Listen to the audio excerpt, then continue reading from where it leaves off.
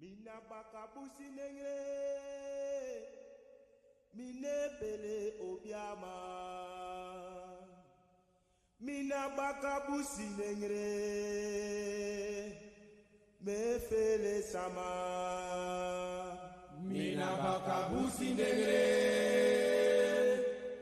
mine bele obiama. Mina bakabusi nengre, me fele sama. Mina bakabusi nengre, mine bele obiama.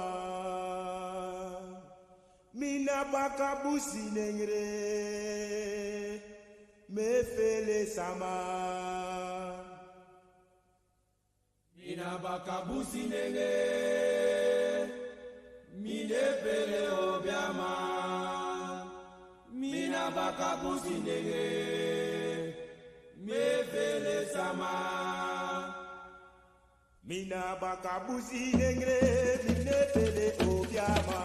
Mina bakabusi nengre, me fele sama. Mina bakabusi nengre, mine bele obiama. Mina bakabusi nengre, me fele sama. Mina bakabusi nengre, mine bele obiama. Mina bakabusi nengre, me fele sama. Mina bakabusi nengre, mine bele obiama.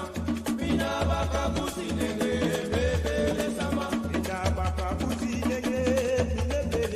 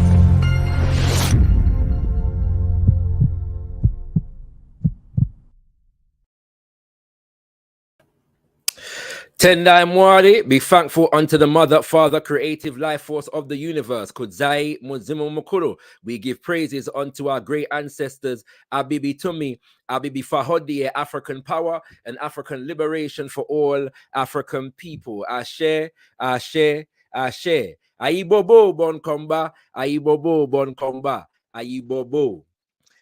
And you, precious men, intrepid generals, who without concern for your own pain have revived liberty by shedding all your blood, know that you have done nothing if you do not give the nations a terrible but just example of the vengeance that must be wrought by a people proud to have recovered its liberty and jealous to maintain it.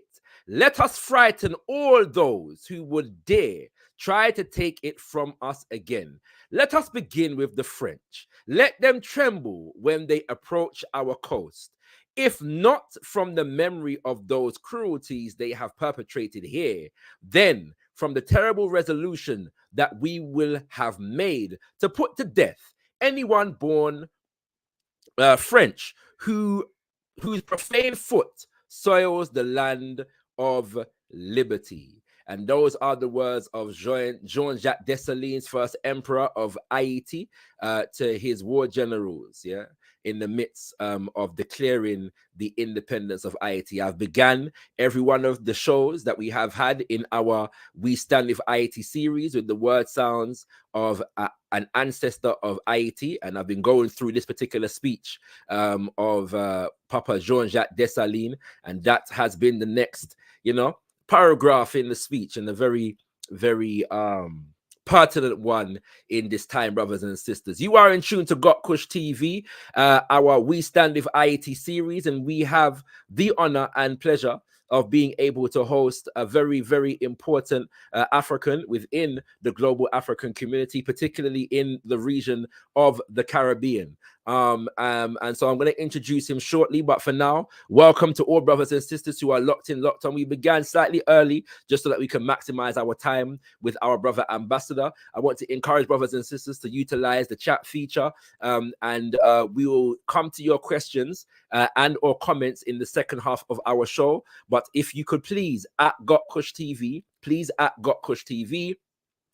if you would like your comment to be read out or your question to be read out, brothers and sisters. We encourage you to like the video as you come through. We encourage you to like the video as you come through, and also share the link, brothers and sisters. Share the link far and wide. Let brothers and sisters in the African world know that this conversation is happening and that them need for listening. You know what I mean? Them need for listening and tuning to hear what is going to be said, brothers and sisters. I encourage my moderators, if you see questions and comments that you believe the person commenting would like their question to be read out, but they haven't at gotkushTV, please alert them and or alert me by reposting the comment, as you've been doing, brothers and sisters, in previous shows. I appreciate you all, those who have been modded. All right.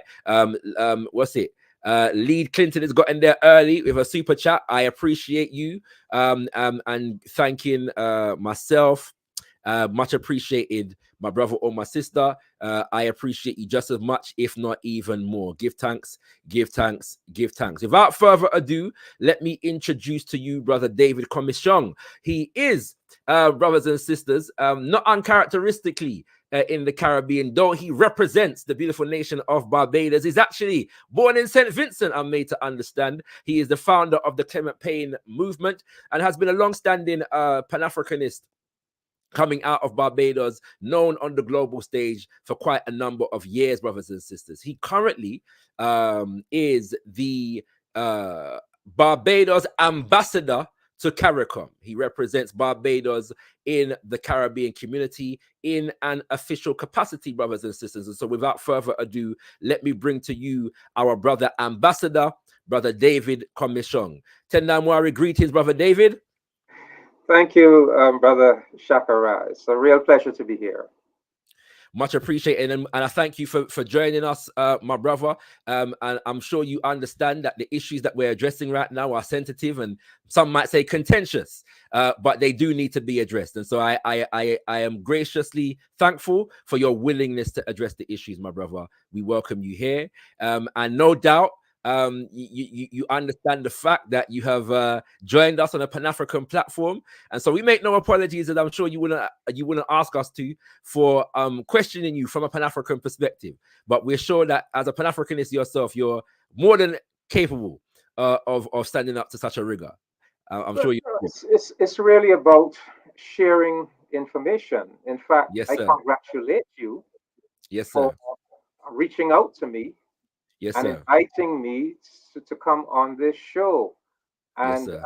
this is an issue I have with many of our Pan African activists. Mm-hmm.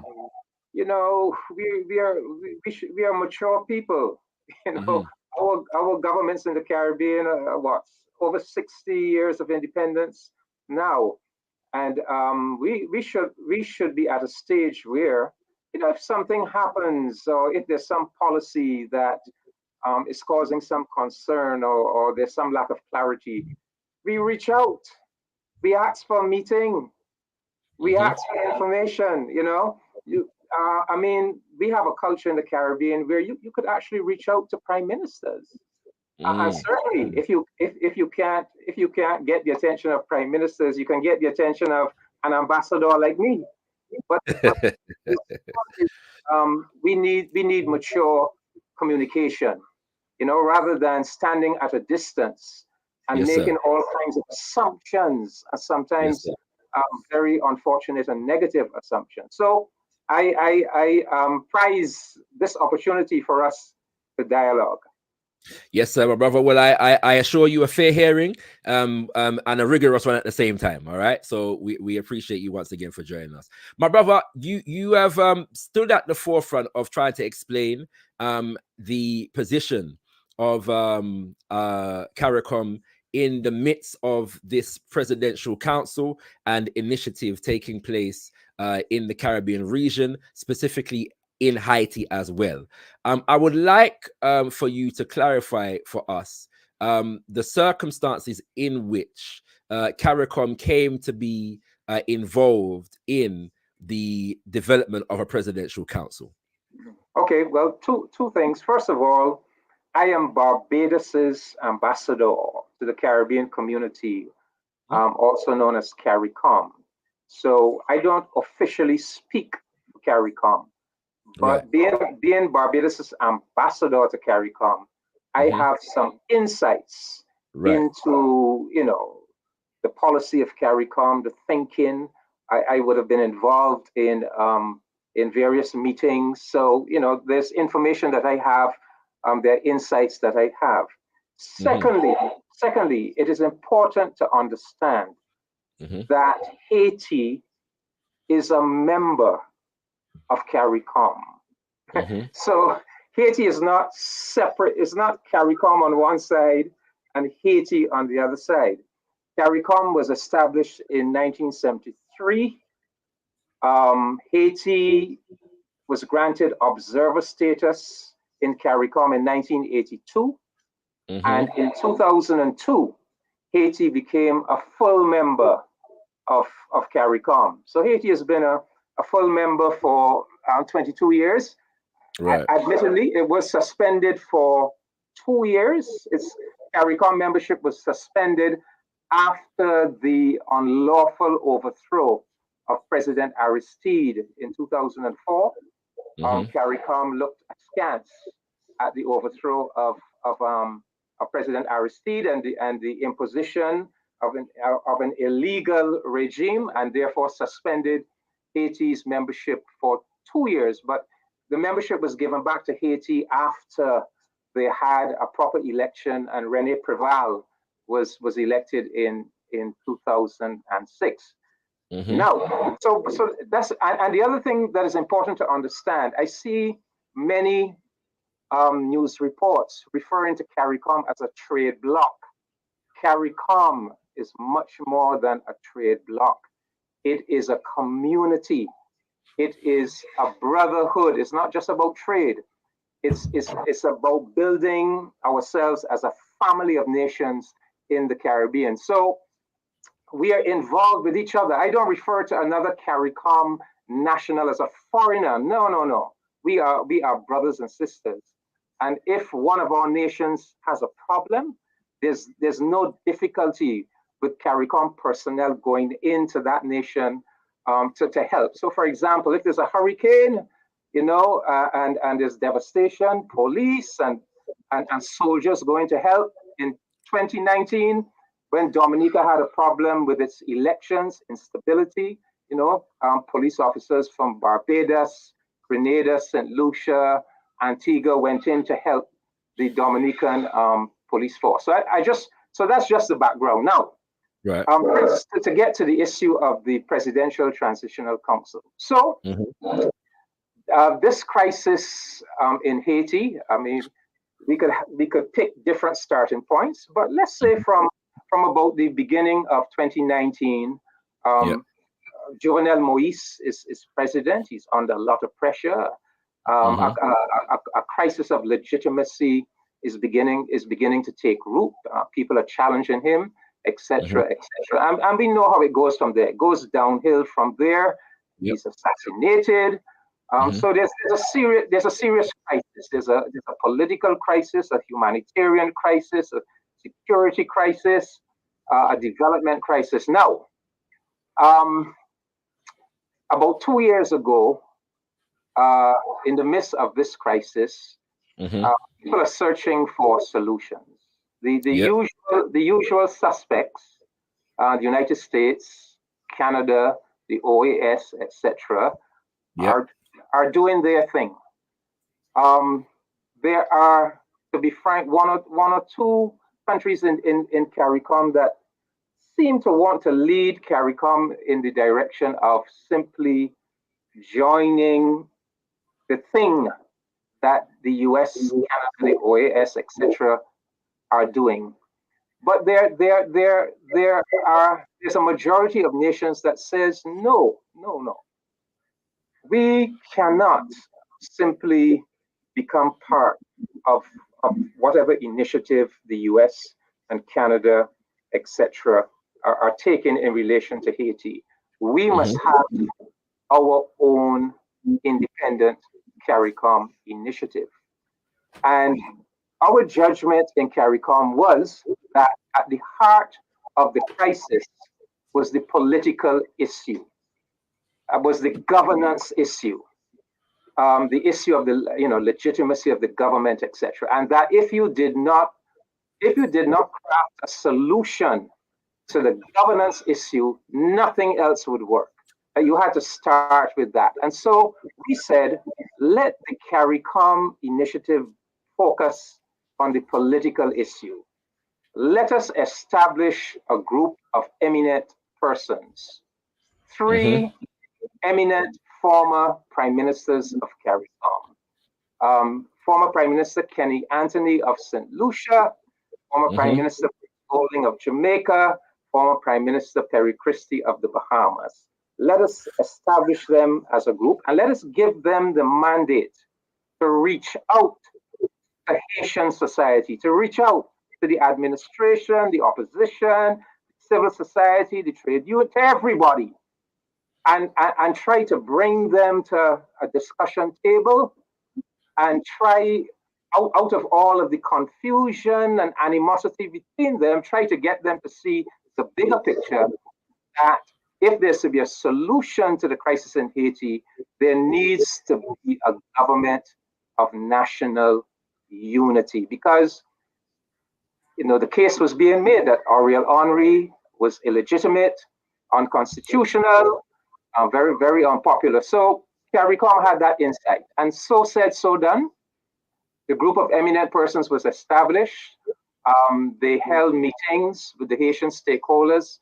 Sometimes they brought them out of Haiti into Jamaica for meetings. Other times, the group of eminent persons went into Haiti and brought people together and began to discuss this thing. And so, out of those discussions over about a period of a year and a half, finally, on the 11th of March of this year, at a consultation held in Kingston, Jamaica, they were able to get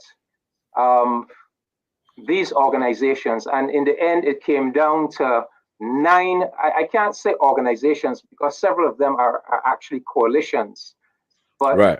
9 groups of Haitian stakeholders to agree that they would come together, that Ariel Henry would move out of the picture, because I think as the discussions went on with the stakeholders, it became clear to our group of eminent persons that Henri's presence was proving to be an obstacle, that there was so much resentment and animosity that he really needed to go in order to be able to achieve this national unity administration. So they came together and they agreed to establish this presidential transitional council, a nine entity council that will really take on the powers of what is traditionally the president of Haiti. But let me make it very clear. This is a transitional arrangement, right? Hold tight. I'm gonna come back to the nature of the arrangement in a second. Yeah. Let me probe a particular point though. It has been reported that prior to the representatives of the various different Haiti organizations and coalitions that you've mentioned, that there was a closed door meeting that took place, yeah, between heads of CARICOM and people who are considered to be associated with the core group that has been making decisions about Haiti's political destiny, at least from 2003, 2004 until now. And prior to the Haiti representatives being allowed into the meeting, that meeting was had, and there were certain conditions placed upon the involvement of the representatives of the Haiti organizations. To what extent is that the case? Well, I was not at the meeting, so I can't tell you. But suffice it to say that there are powerful countries that have involved themselves in the affairs of Haiti for a long time now. United States, the core group actually goes back to a United Nations resolution in 2004, a Security Council resolution, when they set up this core group. So there are these powerful nations, the US, Canada, France, that have arrogated to themselves, this role in the affairs of Haiti. Now, we cannot wish these people away. They are there. They are reality. You have to deal with them. I think that part of the problem that Haiti has faced, let's say over the last 20 odd years or so, is that Haiti has had to deal with these entities by themselves. CARICOM was not really in the mix. CARICOM was not really present. I think you have to understand the political. Sorry, brother, just a quick thing. Some would argue that CARICOM was indeed in the mix, either as CARICOM or the individual nations, but they tended to involve themselves in ways that were representing the interest of those big nations that you're talking about. No. CARICOM, in fact, that UN resolution actually mentions CARICOM as a member of the core group, right? In 2004. So in 2004, that would be making my point, my brother. No, but listen. Just listen to me, please, right? So in 2004, when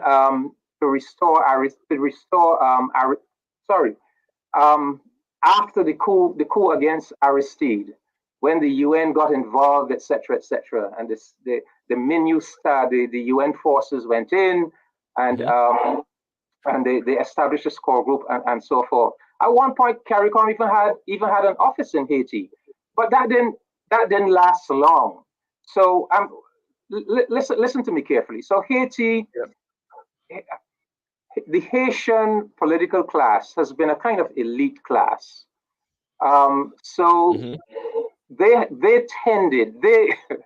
That class knows who is behind them, where the power comes from. So the power comes from the fact that they are supported by the US, they're supported by Canada, the Organization of American States. So look, I became Barbados Ambassador to CARICOM in 2018. Jovenel Moïse was president. As the crisis unfolded, CARICOM leaders would be pleading with President Moïse, look, something wrong is happening in your country. We want to come, we want to visit, we want to try to find out for ourselves so that perhaps we could be of some help.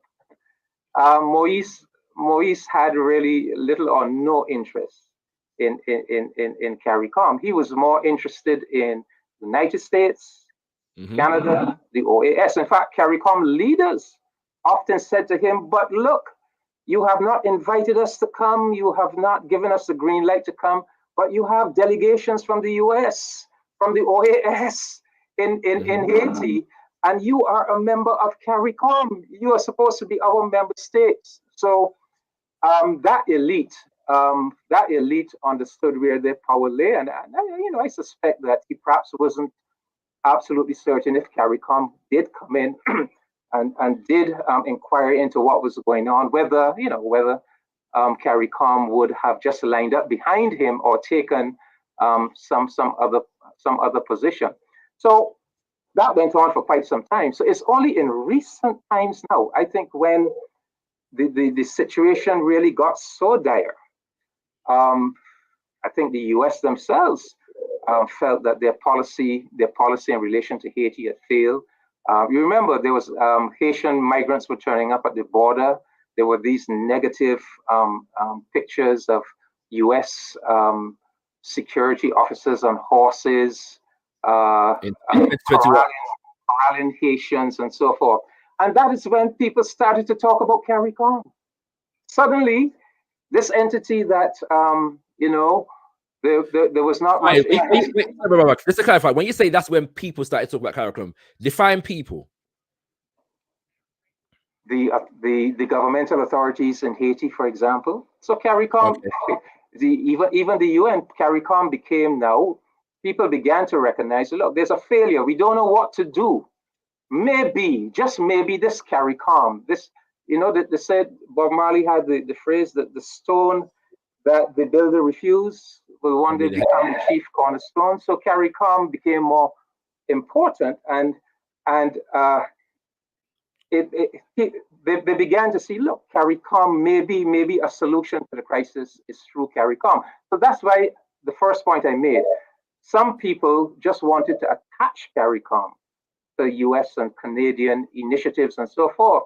And a number of member states said, no, if we do that, because we know that there's a crisis of, because of the history, the Haitian people have great doubts, even resentments about these countries. So we knew if you attach yourself to their initiative, you will lose credibility in the eyes of the masses of the Haitian people. So we must have our own initiative. So the first point I'm trying to make to you is the Group of Eminent Persons Initiative, a CARICOM initiative. It is financed by CARICOM. It was designed to go after a political solution around which the other elements of the solution can be built. Yes, CARICOM, no, we are not alone.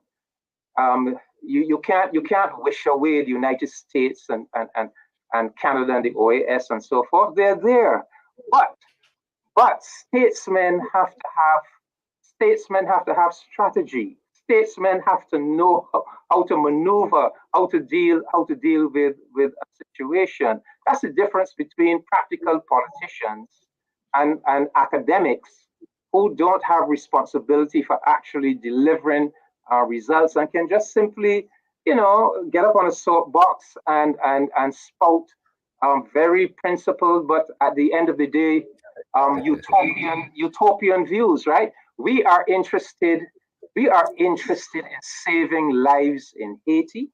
We are interested in getting Haiti through this crisis, that Haiti can become a stable country, and Haiti can take its rightful place within our community. Let me finish the point. So we understand. We can't do this alone. We are small countries. The Caribbean community is 18 million people. 11 million are Haitians. The other 7 million are all of the rest of us. Haiti is a big problem for us. In any event, you cannot wish away the US, Canada, the OAS, etc. They are there. But we feel that if we are in a very active and and dynamic way, walking the walk with our Haitian brothers and sisters, that CARICOM could play a very important role in holding the big powers at bay and steering this thing towards a constructive and successful result for the people of Haiti. That's what CARICOM wants. Thank you, my brother. I'm going to throw this idea of independence for a second, and then we're going to go into some other matters, because I know our time with you is very limited. Yeah. Now, reading from the document that was released by CARICOM, it's an article that is actually posted on the CARICOM website, entitled "Outcome Declaration of CARICOM: International Partners and Haitian Stakeholders." And this is the document that outlines the process, and it gives an explanation of the organizations and coalitions from Ayiti that are involved in this process, but it also stipulates the points of exclusion. And so it says the exclusion from the Transitional Presidential Council will be applied to anybody. Yeah, it says who is currently on charge, indictment, or has been convicted of in any jurisdiction, anyone who is under UN sanction, anyone who intends to run in the next election in Haiti, and point number 4 says anyone who opposes UN Security Council Resolution 2699. Can you explain what Resolution 2699 is, please? That's the resolution authorizing the multinational security support mission. The multinational security support mission, which is a UN resolution that was adopted by the UN Security Council. Yes. Correct. Now, my question is this. My question is this: if the CARICOM Presidential Council initiative is independent of the big powers, as you've mentioned, independent of America, independent of a UN, why is a UN resolution, yes, a sticking point for not even a UN resolution, agreement with a UN resolution, a condition for your involvement in the Presidential Council? And not only a UN resolution, but a UN resolution that is designed to facilitate foreign intervention, the intervention that was already facilitated, that was already planned by these big powers in relation to Haiti. Okay, so you read out 1, 2, 4 of the stipulations. Let's get rid of 1. Anyone who intends to run in the next election in Haiti. So that is a rational and reasonable. Because of time, I must focus you on point number 4. The issue here at the moment, we could ask questions on each of them, but the issue here is point number 4, which is the UN resolution, that anybody who opposes the UN Security Council resolution 2699 is not allowed to take part in the Presidential Council. Yes, be allowed. Yes, so you're taking up time, because I probably would have gotten to that already. So the point is, these are all things that the CARICOM leaders believe in. All right. So to put it bluntly, the CARICOM leaders believe that Haiti does need a security support intervention. Right? They believe that the Haitian National Police, that is now down to about somewhere between 8,000 to 9,000 members, facing heavily armed gangs, that they need support from outside. Okay, so all of these things are things that the CARICOM leaders believe. Now, the CARICOM leaders would have said to the Haitian stakeholders, would have recommended these things to the Haitian stakeholders. In fact, they would have tried to convince the Haitian stakeholders that these conditions were necessary conditions, were good conditions that they should adopt. But at the end of the day, the CARICOM leaders could only propose. They could try to persuade.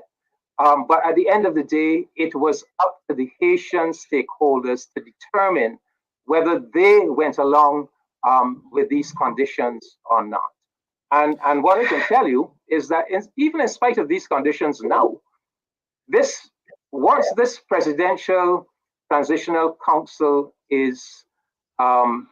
it assumes office, and the decree has already been published.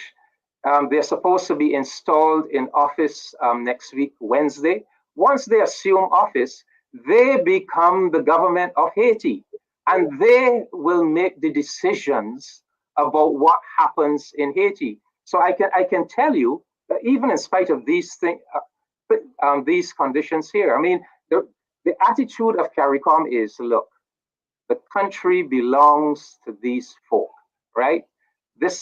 These Haitians who now make up the Presidential Transitional Council, once they become the government, they will make the decisions. They will let us know, how they wish to proceed, and we will try to give solidarity. We will try to give support as much as we can. But I can tell you, the CARICOM leadership is somewhat bemused that even, for example, that they've taken so long on the issue of security, because from our perspective, looking in, you set up a council.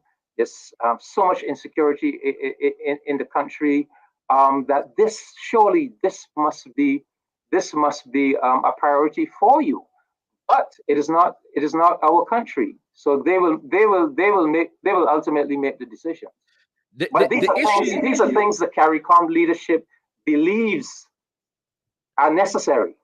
No, I understand that that's what the CARICOM leadership believes is necessary. The point that is being made, however, is that those who would be opposed to UN Resolution 2699 voice will not be heard in this particular arrangement because they are disqualified from being able to take part in the process if they simply disagree with a UN resolution about the destiny of Ayiti. And I hasten to add that the people of Ayiti have good cause to be skeptical about UN resolutions in relation to Haiti because of the record of the UN in Haiti. However, because of time, I don't have time to probe you on that point too much further.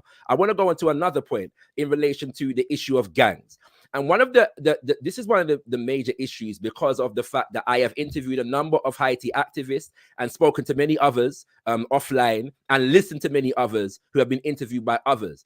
And almost to a number, every single one of them have challenged the characterization of gangs. Yes. Not to say that the gangs are legitimate organizations, not to try and sanitize the image of the quote unquote gangs, but they're saying that the terminology of gangs that is heavily being invested in terms of how the CARICOM Presidential Council, all of the meetings that have been publicly held in relation to CARICOM, this idea of gangs having taken over at least the capital city and ravaging the country and so on and so forth has been perpetrated in the CARICOM discourse. And our brothers and sisters who are activists from Ayiti are saying these are not gangs. These are paramilitary organizations that have been funded by the American government and the Haiti elite, and some mix of both of those formations.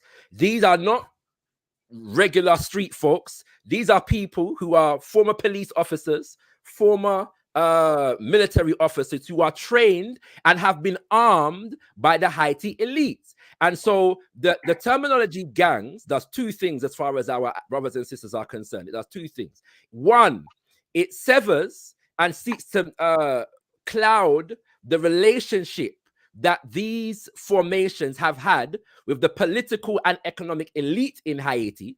Yes. And it also, that's point number one. It also, point number two, is that it perpetuates racialized or racist stereotypes that are used specifically in relation to African people in relation to the term gang. I would like your comment on that particular perspective, please. Well, first of all, I am not too interested in terminology. These are organizations that have murdered, raped, looted, have burned down working class communities. They have attacked especially politically conscious and organized sections of the Haitian working class. So these are negative elements, destructive elements, and there are a variety of them. There's not just one model. There are many different models. In fact, you say some of them, yeah, former police officers, etc. Many of them full of children,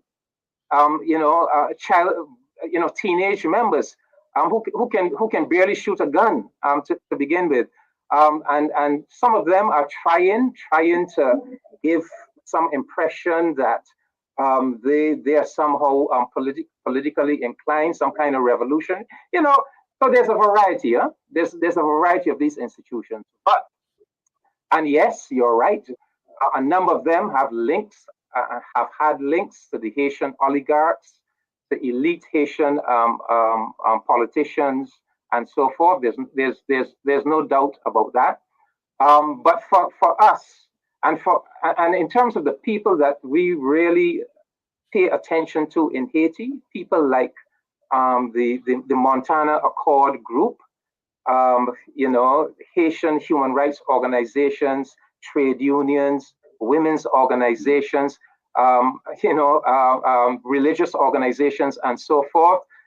These people do not want to see a Haiti run by criminal gangs, a Haiti in which these people get legitimacy. Remember, for 30 years under the Duvaliers, Haiti was run by a gang called the Tonton Macoutes. So Haitians know what this means.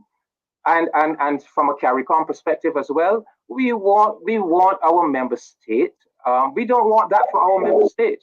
We want our member state to have democratically elected, government that is of the people, by the people. And so what we are trying to do is to help these Haitian stakeholders, these organizations like the Fanny Lavalas Party of former President Aristide, the Montana Accord Group, the Haitian interfaith community, the private sector, and yes, there are the political coalitions as well on the Presidential Council. You have the December 21st coalition, the January 30th coalition. So you do have these coalitions, but you also have the civil society, the Montana Aristide's party, and so forth. And we want to work with these organizations to take Haiti towards a free and fair election sometime around the latter half of next year, when the Haitian people can finally elect who they really wish to govern their country. So I want to be very clear. This is just a transitional arrangement. This is not a perfect solution, but there's no perfect solution. There can be no perfect solution in a Haiti in which the last time they had an election in Haiti was in 2016. This is a country with not a single elected office holder. So yeah. This is an imperfect solution, but we think it is the best solution that we have to create this national unity transitional administration, to support them, to work with them towards holding free and fair elections when the Haitian people can get their opportunity to elect who they really wish to run their country. My brother, be assured, I don't think anybody reasonable would criticize CARICOM for being imperfect, yeah? But the nature of arrangements is where the issues may lie. So, for example, you say that you're not too concerned with language. The problem is that, as I'm sure you are aware, language is very important in terms of how political agendas are legitimized, right? And so, for example, at the CARICOM meeting that took place in Jamaica, Anthony Blinken, representative of the United States of America, who was at the meeting, said the United States Department of Defense is doubling its approved support for the mission from 100 million to 200 million. By the way, that announcement received applause. And I have one more question after this, by the way, brother David, and I know you have to go shortly after that, all right? 1 million. Not 200 million, 300 million, my brother. The United. But my brother, I'm reading these statements, so I'll get to it. Don't worry. I'm reading this statement. Yeah, it says from 100 million to 200 million, and that brings the total US support to 300 million for this effort. I am also announcing additional humanitarian assistance for people of Haiti, 33 million to further to support their health and food security. Now, there appears to be a massive disparity between the allocation from the Department of Defense, which is 300 million, and the allocation for humanitarian aid, which is 33 million. And it would seem obvious to me that that disparity is justified by the characterization of gangs. Would you not agree? My brother. Sorry, my brother. Just to add to that question, you mentioned at the beginning of your answer to my last question that the gangs have committed murders and rapes against people and so on and so forth. The reality is, my brother, unfortunately, so have American troops, so have the UN troops. They're all guilty of this in relation to Haiti. This is a fact. So how does the legitimize the use of the term gangs become legitimate in relation to the brothers and sisters in Ayiti, who we are not trying to legitimize, but is not used in relation to the America, the UN. We have limited time, right? Yes, we have limited time, so I don't think we should get caught up on this business of gangs. No, I'm asking you about Blinken's statement. What is Blinken's statement? Yeah, I'll get to Blinken's statement. Look, the United States, for whatever reason, has said we are not prepared. No, everybody feels that the Haitian National Police needs some help. They need people to go in there and help them. The United States has said, look, we are not willing to sending any of our citizens into Haiti, but what we are willing to do, we are willing to make money available for some other countries to send their people into Haiti. Canada has said a similar thing too, right? So that's just the reality. Now, our interest is not with the United States, it's not with Canada, it is with our Haitian brothers and sisters. We understand that this is our family, this is our kith and kin. Whether you want to call them gangs, paramilitaries, whatever, we know that our people are suffering. They're suffering from criminality. They're suffering terribly. That is not our culture in the Caribbean community. Our culture is, democratically elected civilian governments that hopefully are accountable to the people, are elected by the people. Now, this Haitian Presidential Council, they have not said they want any gangs represented on that, any gangs or paramilitaries represented on that council. Look, ultimately, it is going to be up to these Haitian representatives to make the decisions going forward. They obviously have a security issue to deal with.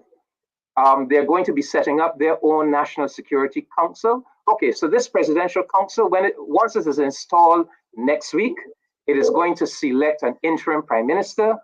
It is going to select an interim Council of Ministers. It is going to put in place an interim Electoral Council and a National Security Council. They are going to have to make decisions about how do they deal with the security situation, etc., etc. We are going to be there to give them support and solidarity. Our leaders feel that they're going to need some people coming in. The Kenyans have offered, Benin has offered. Speaking to some of the Haitians themselves, they have their own ideas about what kind of security support they think they will need, and maybe some of the countries that they think could help provide that kind of support.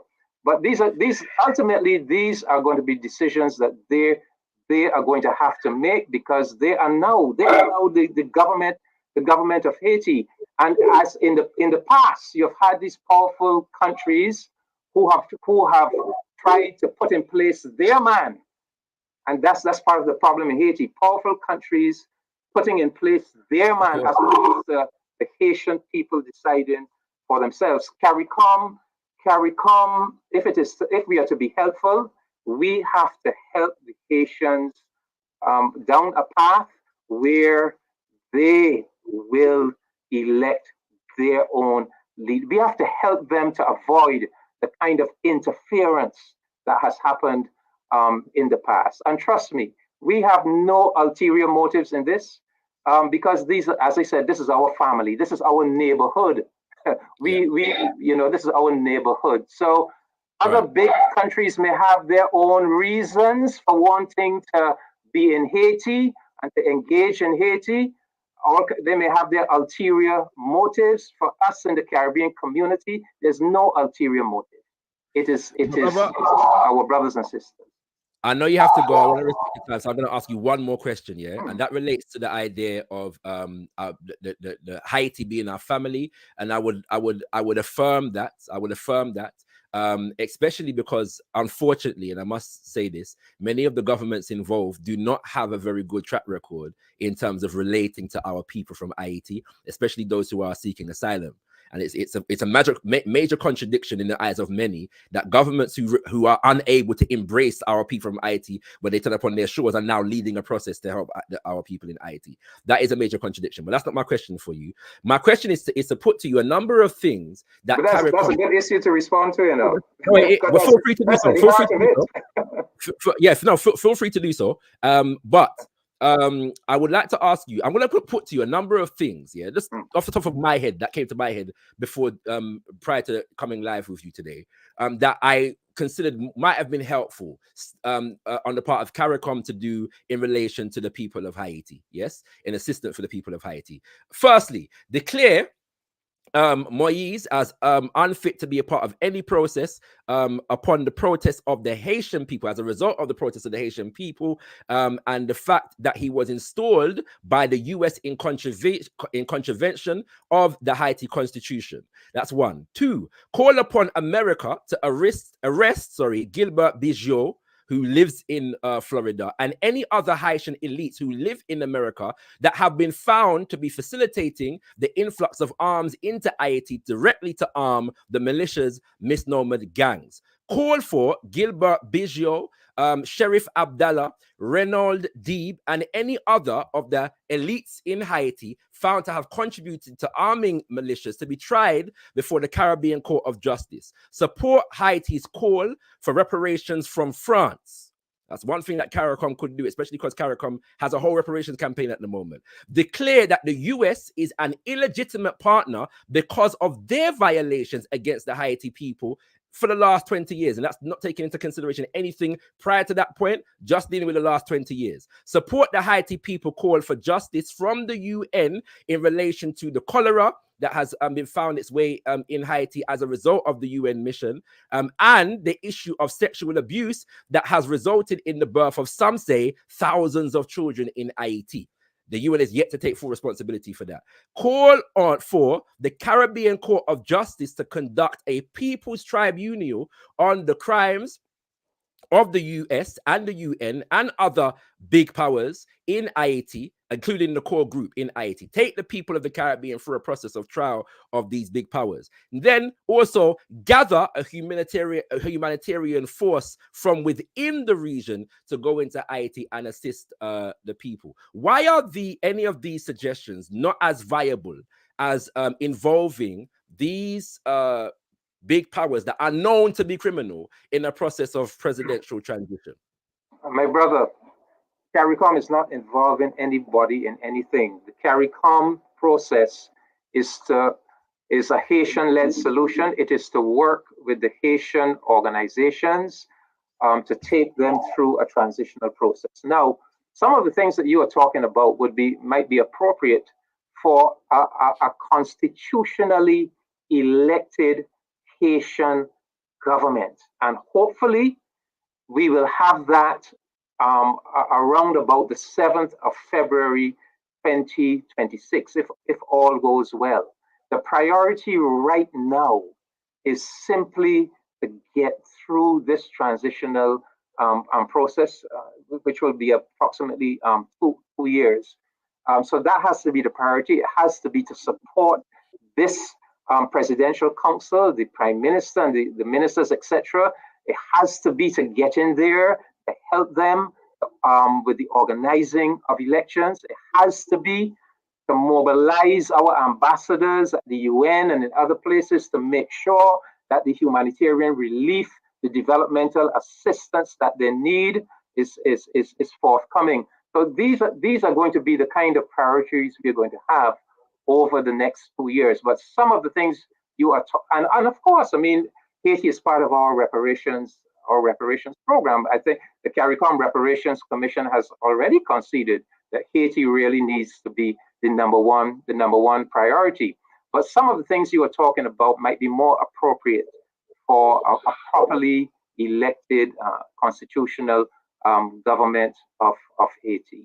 There was something else you had mentioned that what was it? That I was. You wanted to touch on the issue of. Oh yes, the relationship. Yeah. Now, the truth be told, I made the point that we are family, and of course we are family. The ships came across from Africa and dropped off some here and some there, and we all went through the same experiences on the same slave plantation. So we're the same people. However, a lot of us don't know that. And even though Haiti became a member of, and the fault is on both sides.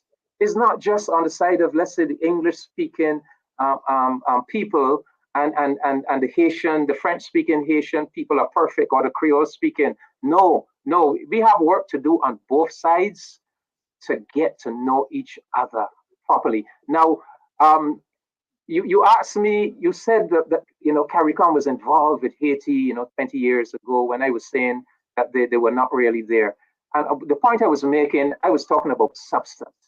Yes, they were there in theory, but substance. Now, even when I became ambassador to CARICOM in 2018, there was a sense that yes, this Haiti problem is so big, it is so massive, that you did not get the sense of that investment in it. But now, I have 5 or 6 years later, I have seen CARICOM leaders who have seemingly had that psychological breakthrough to not be intimidated by the size of the Haitian problem, to not say, well, somebody else will deal with it, but to step forward and say, no, these are our people, this is our issue, we must deal with this. I mean, allow me to put that slightly though, because I was referring to mainly government policy in relation to Haitian asylum seekers. Okay, let me deal with that as well. Let me just clarify the point. Let me just clarify the point for the sake of our viewers.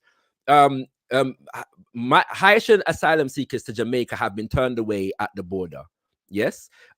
Even the nation of Guyana has been publicly criticized for its treatment of Haitian migrants to that nation. One of the president of the Bahamas has been criticized in relation to the fact that the Haitian migrants are discriminated against within the nation of the Bahamas. All of these people are now at a table representing CARICOM, claiming to assist our people in Haiti, but their governments in recent years, we're not talking about 20 years ago, in recent years have not shown good form on this front. And so for many people, this is a contradiction in terms. Yeah. If you can't embrace 30 Haitians on the coastline, how are you going to go into lead an effort to bring Haiti to democracy and freedom and all these kinds of things? The countries that face the brunt of the Haitian migrant problem are the Bahamas, Jamaica, and Turks and Caicos, who is an associate member of CARICOM. So these are the countries that face large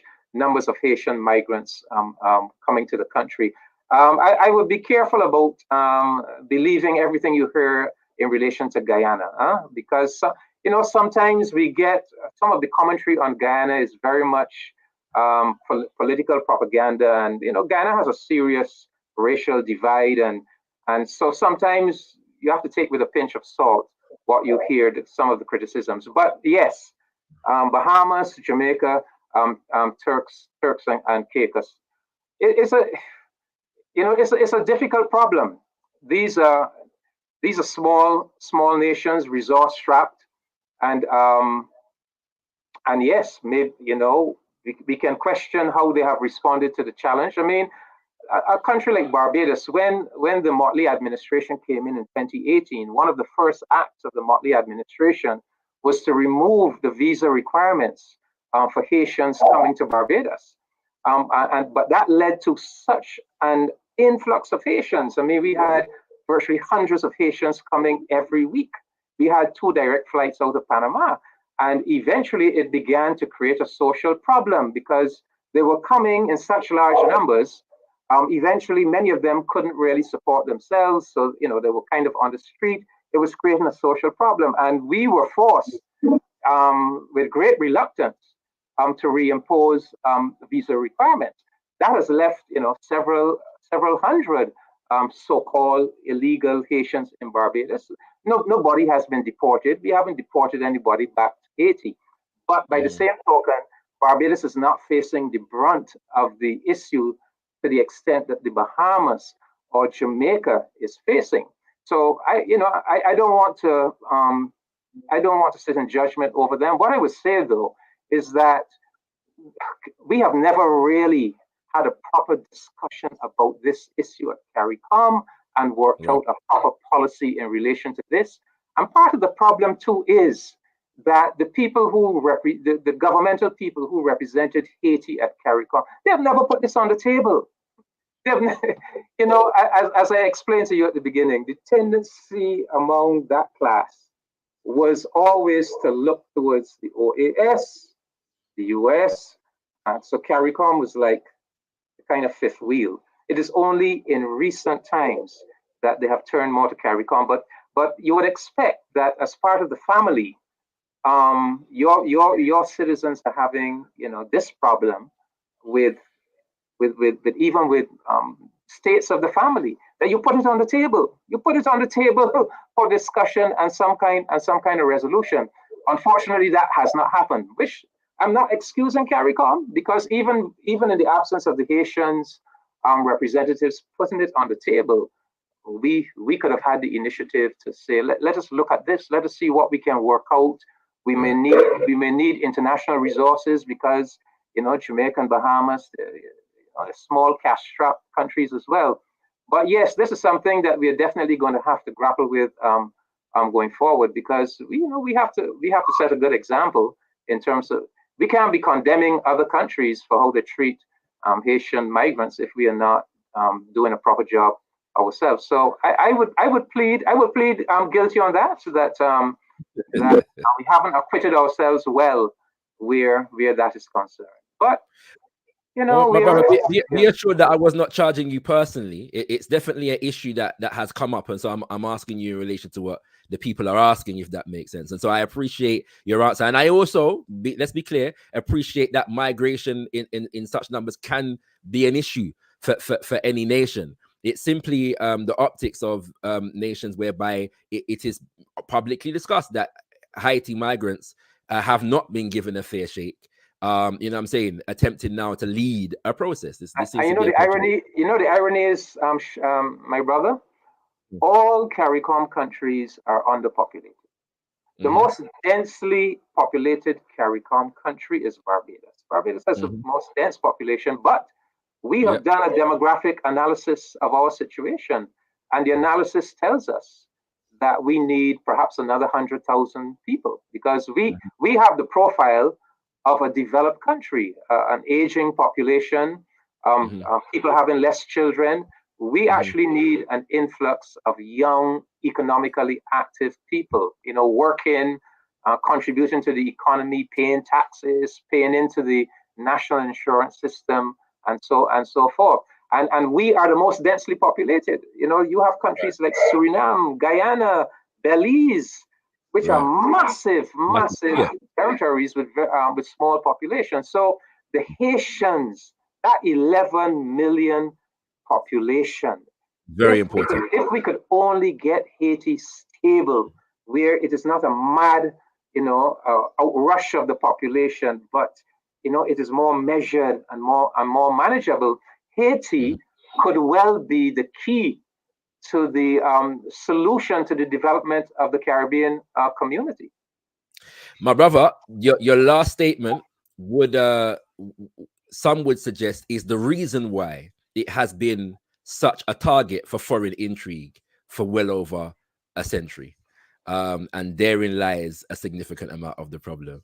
Because of that, my brother, I also have to make it clear that when it comes to privileging the relationship with America, Haiti is not unique in that respect. The entire region of the Caribbean does that. Every nation individually tends to privilege its relationship with America before it privileges its relationship with other nations in the region.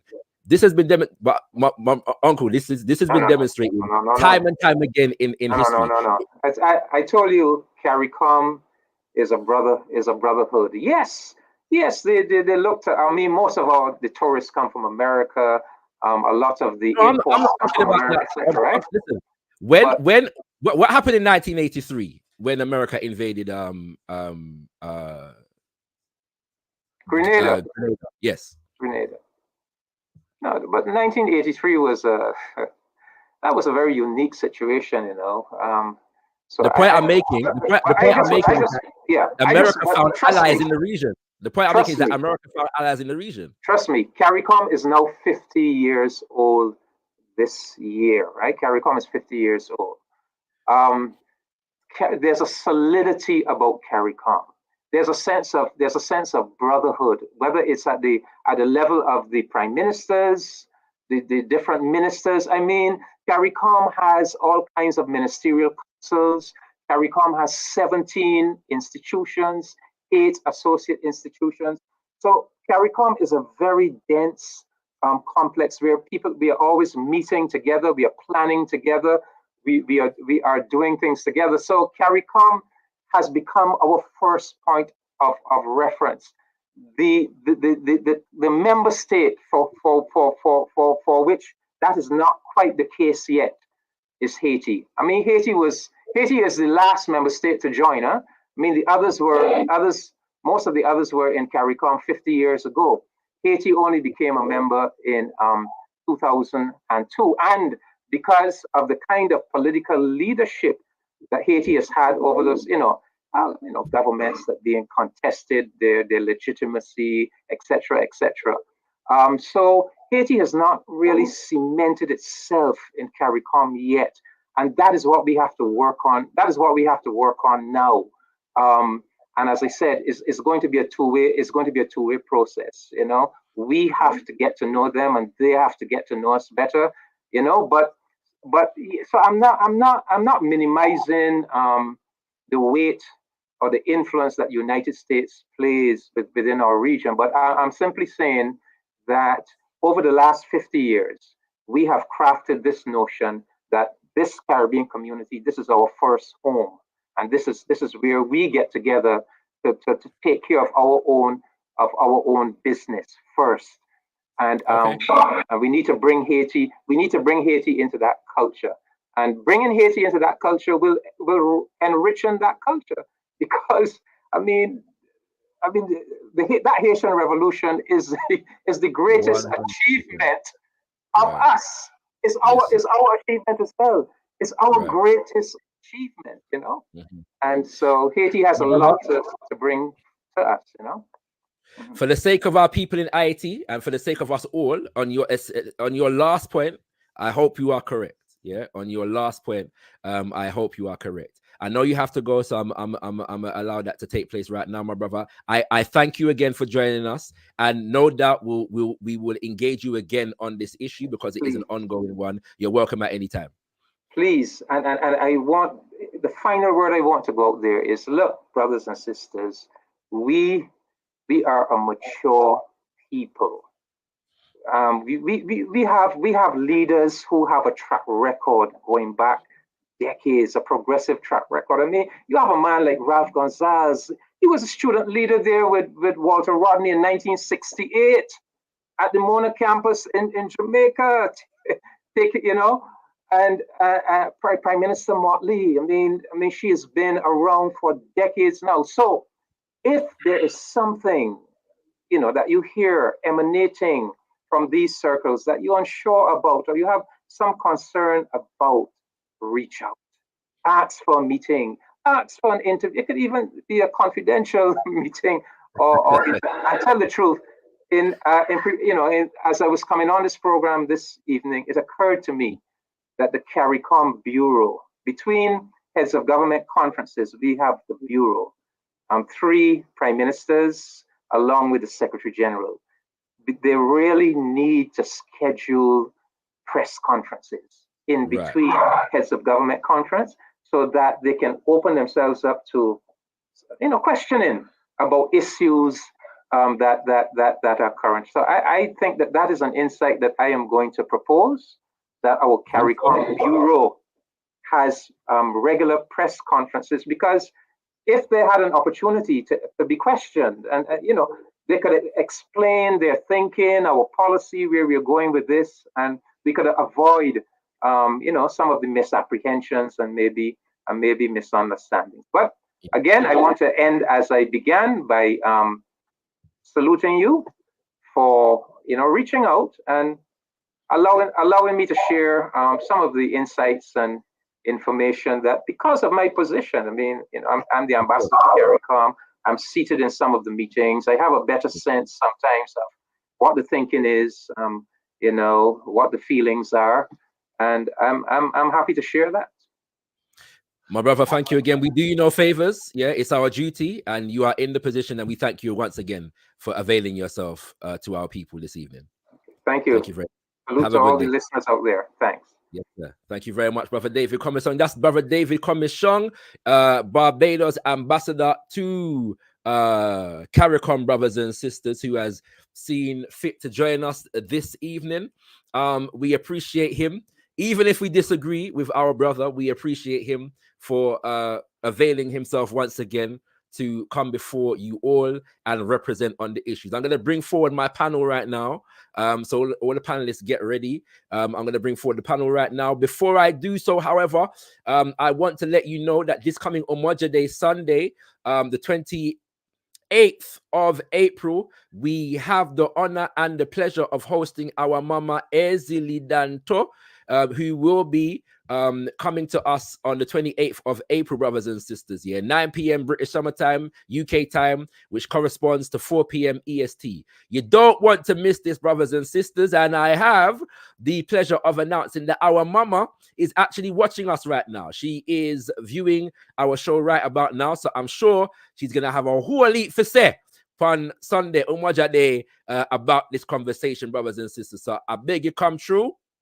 To hear our mama. Believe me, you are not going to find, there are few places and few people in the world who are going to provide you better analysis and information on Ayiti and our people in Ayiti and our movements in Ayiti and how we can support our people in Ayiti than Mama Ezilidanto. And so come true, brothers and sisters, on Sunday, Umoja Day, for that reasoning. Right about now, let me introduce you to our panel. First and foremost, I'm going to introduce a son of the soil, brothers and sisters, a son of the soil of Ayiti. Yes, indeed, a man who has been, a wellspring, a wellspring of analysis on our plight in Ayiti for many, many years, brothers and sisters. He goes by the name of Jafrik Ayiti. He is the co-founder of Akasan, the Ayisen Ki Ap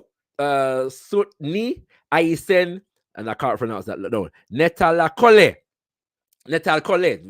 Forgive my poor Ayisen brothers and sisters, you know what I'm saying?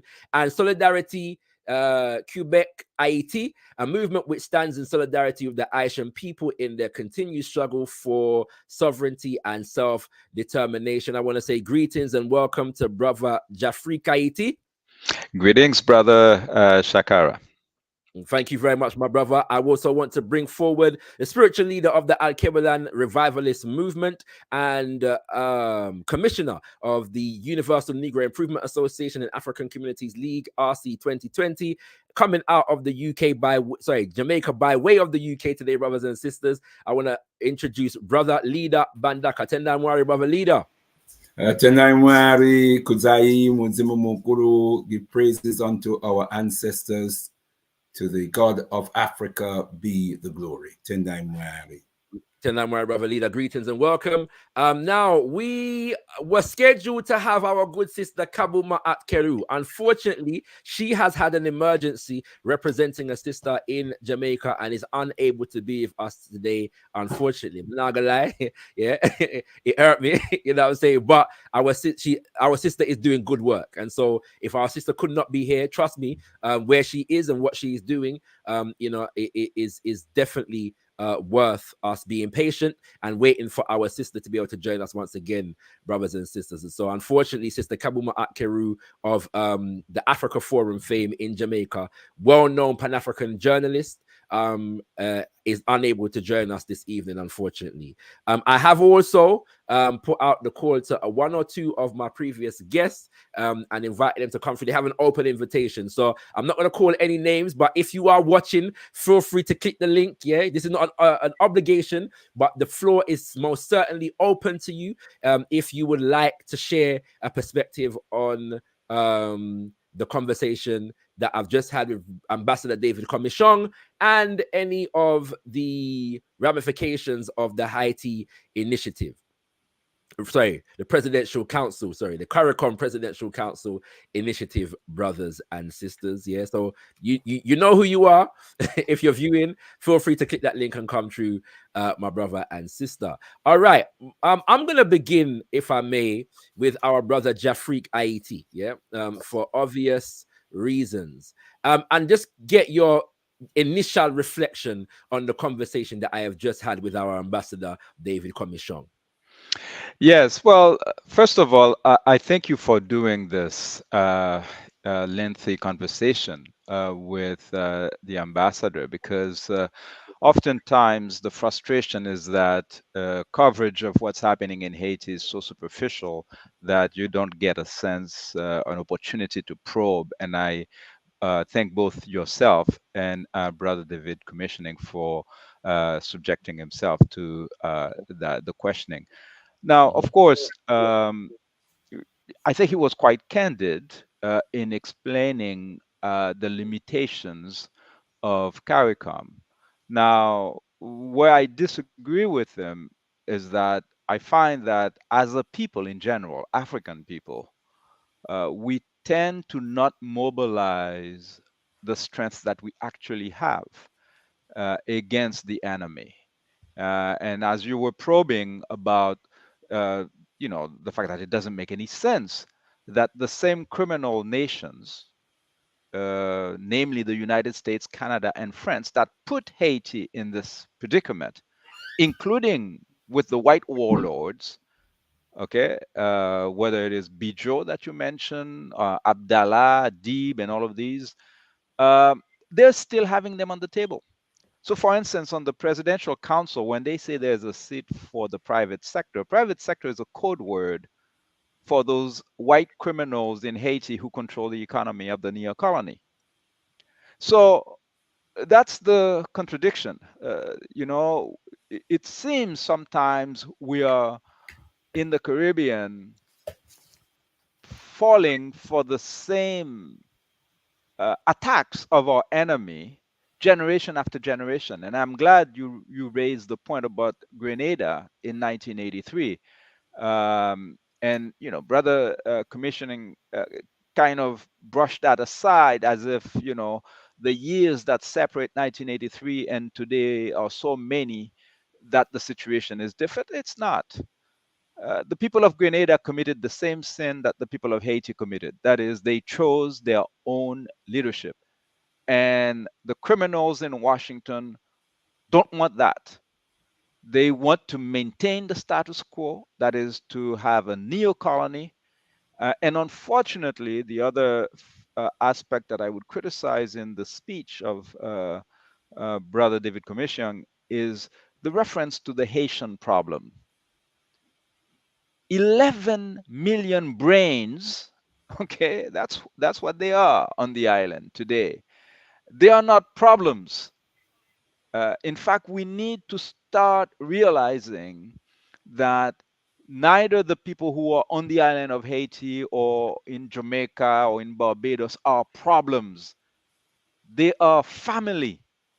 And it is our responsibility to mobilize the resources that are necessary for our people to be living, plentiful lives on their territories. And while I appreciate what he said about the distinction between practical politicians in the category that he puts himself and us, the academics or the crazy revolutionary idealist, um, Brother Commissiong has been on the forefront carrying the flag for reparations for all of these years. So I know he's not just a politician, okay?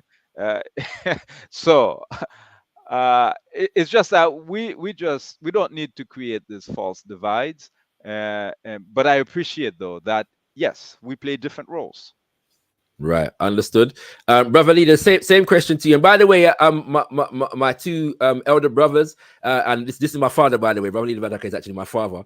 You know what I'm saying? But let me say, I will be probing you both in relate as much as I probed Brother David Comissiong. Yeah, so don't expect any easy rides from me to this evening. All right, you know what I'm saying? Because we have to be fair in that regard as well. But just to get your initial reflection, brother leader. Tendai mwari, rumbidzo kuna mwari ye Africa, to the God of Africa be the glory. Kuzai mudzimo mukuru. Give praises unto our great ancestors, and in particular the great ancestors of Ayiti, who shed their blood for our liberation, reminding ourselves that Haiti was fighting for the overthrow of the global system of enslavement of African people, and not just for the liberation of Africans in Haiti. Mm-hmm. We all owe a debt to Haiti.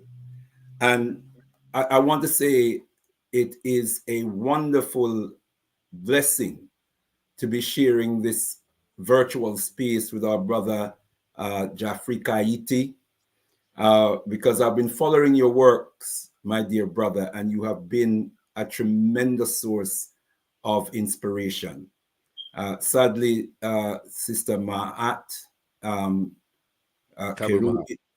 Kabu Ma'at isn't with us this evening. I was also looking forward to sharing this space with her, but I do also have to steal a moment to say, give thanks, Brother Shakara, for a rigorous and penetrating interrogation of some key points with our brother David Comissiong, a brother who I have a tremendous amount of love and respect for. But he's operating in a very tricky environment. And we understand that. But when we talk about Haiti, when we talk about CARICOM as a brotherhood and not just a trading bloc, but a brotherhood and as family, we talk about CARICOM as family, then when family is under attack, we defend our family, we protect our family. And Haiti has been under attack now for as long as Haiti has attempted to liberate itself. And the same forces that have been mounting the assault, the vicious, evil, brutal assault on Haiti for so long, are the same forces that are influencing the process that we are discussing today. Now, insanity, a wise person once said, is doing the same thing over and over again and expecting different results. What makes us think that the United States of America have any different intentions towards Haiti than they did 20 years ago when they overthrew Aristide, President Aristide, who was a popular leader, loved by the people, who brought hope to the people? What makes us think that America's intention towards Haiti is any different to when it invaded Haiti in 1915 and when it occupied Haiti between 1915 and 1934 and stole its gold reserves. What makes us think that those 19 years where they unleashed, where they reduced our people to enslavement effectively during that period of time, when they established a political and a military system before they left the country to protect and preserve American interests against the interests of the people of Haiti. What makes us think that their intentions today is any different? I think that is a mistake that we make as African people. See, the war of liberation, the revolution that our ancestors of Haiti waged in those 13 years, over 250,000 of who lost their lives. The enemies who we are calling partners now are fighting who we kicked out of Haiti 200 years ago. France, Spain. Aren't they involved in the core group?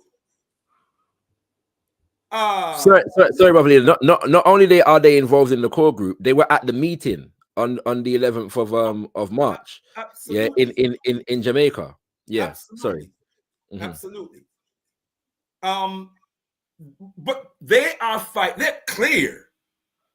And it's clear to many of us that they are fighting the same war that they were fighting 200 years ago in a more sophisticated and covert way today. But the intentions are still the same. So why have we disarmed ourselves? Why have we let our guards down?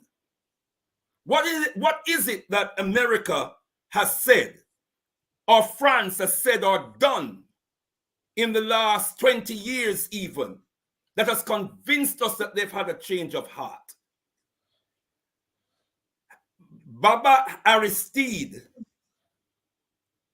demanded reparations because of how France, with the threat of military invasion, with the threat of bombing Ayiti into the Stone Age, demanded unjustly that Ayiti must pay for liberating itself. You must pay for liberating yourself because, as far as I am concerned, you were and you still are property. And so you must pay. Doesn't matter that we had subjected you to the most vicious, evil system of enslavement for hundreds of years. Doesn't matter that we waxed ourselves rich on your backs in that wicked system and barbarous system of enslavement. Doesn't matter. You must pay us reparations. That was robbery. That was daylight robbery. And it took Haiti 122 years. At times, they were paying between 50 and 80% of their annual budget to France.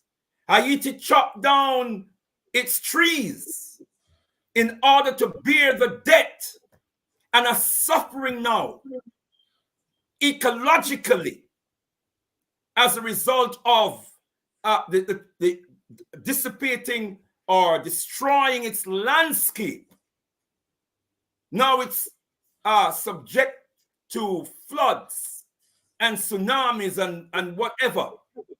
If there is heavy rain, Haiti has a problem. If there's a storm, Haiti has a problem. Haiti's land was 60% forestry.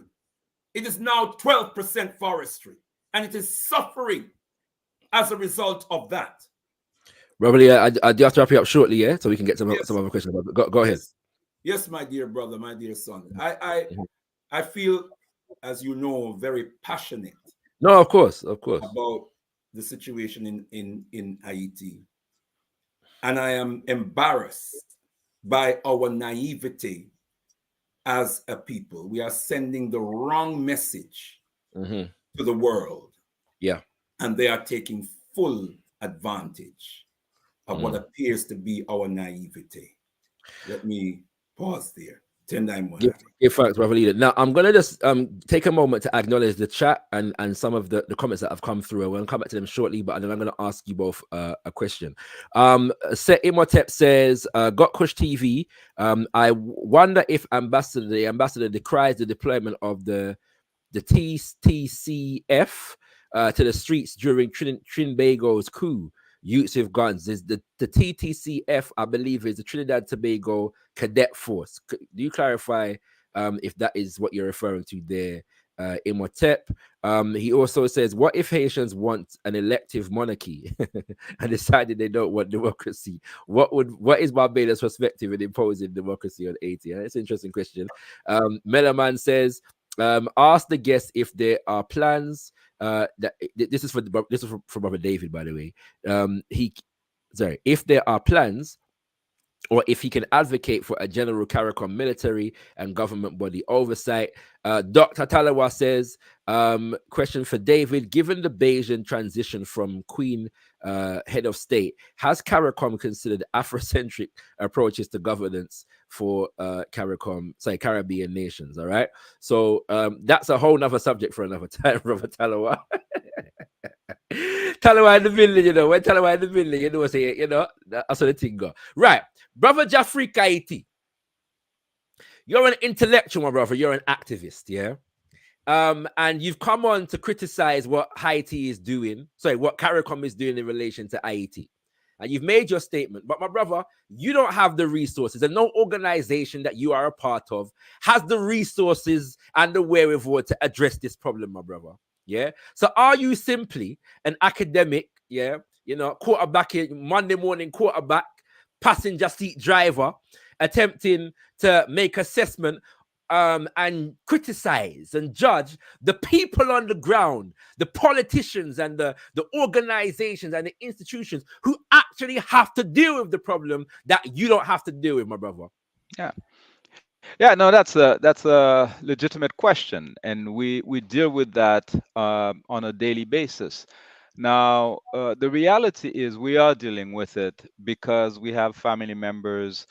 For instance, the home that I grew up in Haiti, all of my family members have had to vacate that location because it was invaded by the militias, right? So it's, you know, I'm not in there and I'm not running with my family members, but you know, I it would be difficult to find a Haitian today who doesn't suffer from sleep deprivation and things like that. That being said, we come from a people who had years, decades, centuries of struggle. Okay, that's who we are. Okay, the bottom of the Atlantic Ocean and the Caribbean Sea is filled with our people who were struggling with no guarantee of when they were going to win victory. All right, so this is what keeps us in the struggle. And of course, you know, when we talk about the situation of insecurity in Haiti, I think we need to put the facts on the table. We're not talking about something that is unknown or unsolvable. So, for instance, it's the UN itself that conducted its own study and published a report in October 2023, just a few months ago. Right. And in that report, as you can see, brother, you've seen the references, and they identify Michel Martelly, that puppet criminal that was handpicked by Hillary Clinton and imposed on Haitians as president, as the criminal who has created and armed and still controls the paramilitary groups. Right. So we're not talking about some abstract thing here. Now, Yeah. it so happens that Michel Martelly is in Miami. The other person that you mentioned, Gilbert Bidjo or Gilbert Bidjo, who is the richest person in the Caribbean, from what we've heard, the only billionaire on the island. He is on the list of the people who are sanctioned by Canada for the crime of arming militias. So now, to me, if we're talking about people who are using their brains, it makes no sense that you say you're fighting those militias and you have two of the most powerful militia leaders, one on the political scene, which is Martelly, one on the economic scene, because if a guy is a billionaire, okay, he doesn't care if you've dismantled 3 or 4 of his militias. He's got billions, and he's among impoverished people. So his army is endless. He can just recreate his militias generation after generation. And in fact, this is what history has taught us. Gilbert Bidot was sanctioned by the United States after the first coup against Aristide in 1991. Okay? Well, those sanctions are fake. This is the games that white people play in Washington, in Ottawa, in Paris. They say they sanction each other when in reality they are supporting them. And so that's why we've been insisting that yes, there are brothers and sisters who are fighting on the ground in Haiti, organizing, resisting as they can, okay? But we have a responsibility. And when I say we, I'm not talking about only those of us who were born on the island of Haiti, like myself, but yourself as well. Because, brothers, the Global Fragility Act was not invented for Haiti. Okay? Haiti is a laboratory. So, sorry, my brother. Just briefly explain what the Global Fragility Act is for our viewers, please. Okay, so white supremacy, the way they operate, they never call their crimes crimes. Okay, so for instance, when they were invading Haiti with armed robbery, okay, and collecting that ransom, it was a gang of white nations. Okay, by the way, it wasn't just French. Yes. They came with boats that were built in Holland. For the whole period of the US occupation, it was American soldiers who were collecting the ransom from Haitians, putting it through American banks and then through French banks and German banks. So the white supremacists always operate in packs. So the core group that we have today is not a new invention. That's how they were operating during the time of enslavement. That's how they ganged up on Dessalines in 1805. So the Global Fragility Act is a new word, a word that they use to replace the responsibility to protect. It's the same crap, okay? Essentially, these white criminals who are making decisions in Washington, in Brussels, in Paris, in Ottawa, they avail themselves the right to invade an impoverished people's territory, especially if that territory is rich in resources, on the pretext that this place is fragile. It has become a fragile state. It's unstable. We're going in there to save the population from themselves. I mean, that's what they've been saying all over the years. That's how they went to Grenada, and that's how they've gone to Haiti, to the Congo, etc. So what they're doing here is testing, okay, how can we use the pretext to invade a people who have resources that we want and make it seem to the world as if it's not an invasion. And on top of it, having tested that in 2004 and seeing that CARICOM did condemn the coup in 2004. And I think Brother David Comissiong was recognizing that, but at the same time downplaying it. But I think, Brother P.J. Patterson, the Prime Minister of Jamaica, took a lot of courage for him to resist the pressures of their boy, Colin Powell, who was pressuring him. Shame on Colin Powell. I have no respect for the fact that he's in his graves right now, but he's of Jamaican origin. To call PJ Patterson and to tell him that, well, you should not receive President Aristide in Jamaica so he could reunite with his 2 daughters, that's criminal. That's barbaric. That's what, the Africans who used to be on the plantation betraying our people used to do. That's what Colin Powell did back then. But PJ Patterson resisted and welcomed President Aristide, who had the opportunity to reunite with his 2 daughters, and then they were welcome in South Africa. Now, when we see this happening, people like Mia Motley need to be very careful. Okay, they are not taking lightly the fact that Barbados separated from the Queen. Yeah. Okay. Mhm. Now, what do you Mhm. think is going to happen if they try the Global Fragility Act on Haiti Mhm. and it works? Okay. Right. It works means that they take the status quo and they reestablish it. In other words, they put a puppet regime Mhm. with that formula that they've done, okay, where they are forcing Famille Lavalas, which is the legitimate party of Jean-Bertrand Aristide that the Americans overthrew twice through Mhm. coups. Mhm. The Montana group, David mentioned all of these, progressive forces in Haiti, because Haiti is not a different country than others. We have progressives and we have criminals. But the Yes. problem is they're forcing these people to sit in a government with Mhm. criminals. Okay, Mhm. that PHTK thing that they're calling a party, Mhm. clearly it's a criminal regime that has committed kidnappings, rapes, and they want to force the Haitian The population. cap is the party of Martelly.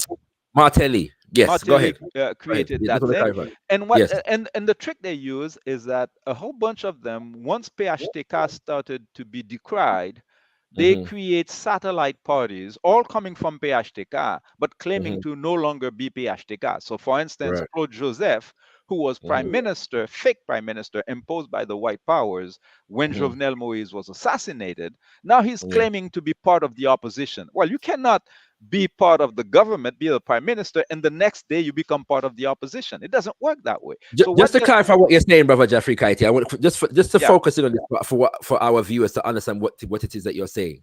That the same political players who have been responsible for selling out the people of Haiti and sanctioning the so-called gangs and militias, in empowering them and giving them funds and arms, are doing the bidding of the elites, are part of the presidential council. This is what you're saying to us. that's what they've forced the people to Right. accept. And on Yeah, top right. of it, my analysis is that it's not a coincidence that they insist that in order to be part of the presidential council, you have to Yeah. in advance say that you agree with the foreign intervention, because the foreign intervention is there for the same purpose you've had foreign intervention in Haiti throughout the 20th and the 21st Yeah. century. That is, Yeah. that small minority of criminals, most of them light skinned, but not all of them. You also have, black criminals. 100%. Okay, 100%. but that's the racial hierarchy that the Americans imposed when they invaded in 1915, and it still exists in Haiti. Now they want to maintain these people in power, and that's the purpose of the Kenyan mercenaries. Okay, Right. and how Right. do we know that? The former U.S. ambassador to Haiti, Pamela White, she is Mm-hmm. the first person who started to promote this idea in the Caribbean media and the United States, saying that the private sector, remember, private sector is code word for the Yeah. white warlords, okay, Yes. that Yes. they should put money, real money on the table, stop playing around with gangs, and Mm-hmm. put real money on the table and get mercenaries, former police officers from New York or whatever, to Mm-hmm. come in and solve the problem for Yeah. them, not for Yeah. us. For us. Yeah. So they're talking quite clearly as Yes. to what the objective is, and what I am afraid of is that brother David Comissiong, sorry, and all these brothers and sisters in the Caribbean, and the people of Famille Lavalas who accepted to be part of this presidential council and Montana, what they're going to find themselves facing in a couple of weeks from now is that the United States is going to once again mobilize its criminals on the ground that it has armed and continues to arm. Right. Right. Okay. And all of a Right. sudden, oh, now you're Right. the government. You cannot be complaining about insecurity. Right. Okay. But Right. they're Right. sitting around on a government commission with the very criminals who've been there for 20 years. Right. Okay. So this, Robert, I think I'm gonna come back to you. Yeah, I'm gonna come back to you yes. shortly. I want to engage brother leader quickly. Yeah. And yeah. So thank you for that. But Stay tuned, brothers and sisters, because we're going to invite Brother Jafrika Ayiti back. Yeah, at some point soon, because as you can tell, he's a wellspring of wisdom and information and analysis on these subjects. Brother Leader, the issue, Brother Leader, is that you Pan-Africanists don't actually have a solution. Yeah, right? The only thing that you can do is talk and cuss off CARICOM and cuss off America and cuss off the United Nations. Yeah, you're not no resources, Brother Leader. Yeah, forgot and nothing in Haiti.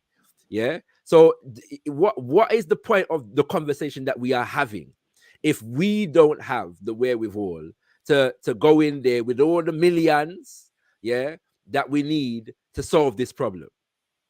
What's the point of this? Tendai Mwari, let me send some love to our dear sister Ezili Donto, who I gather is listening in. We have a tremendous amount of love and respect and honor for our dear sister. And it's a blessing to know that you are viewing and listening to the proceedings this evening. Memwari, Mukuru, the Creator and the ancestors continue to bless and strengthen you, and we look forward to seeing you in a few days. I'm going to come to your question, but I just want to ask my dear brother, Jafrika Ayiti, the name of the party for Matili, and just for the sake of our viewers, because everybody may not understand fully who Matili is. He was president of Haiti between 2011 and 2016. 2011 and 2016. Is that correct? Mm-hmm. Yeah. So he was president of Haiti, singer, entertainer, playboy, striptease, who used to wear women's bikini knickers and grab hold of his man parts as part of his standard performance before and after he was president. Yeah. And what does the Tet Calais part of the name of his party, what does it mean? Well, it's a double speak, right? Tet Calais, if you take it just bare, it's bald head, mm-hmm. but it's a reference to sexual parts as well. Okay. It's a minstrel show. Okay, the white supremacist forces wanted to humiliate the Haitian people, right? And then they found the right recipe with that thief, Michel Martelly. That's the point I wanted you to make, my dear brother. You've hit the nail on the head. And how did he become? No puns intended, brother leader. No puns intended at all. And how did he become president? Was it a free and fair electoral process? Hell no. In 2011, so those elections started in 2010. That's the same year of the earthquake. The earthquake happened January 12, 2010. And in October 2010, it was discovered that the UN troops, okay, that the Europeans had sent to Haiti to invade Haiti, consolidate the coup, had defecated in La Tibonite River and contaminated 1 million Haitians with cholera.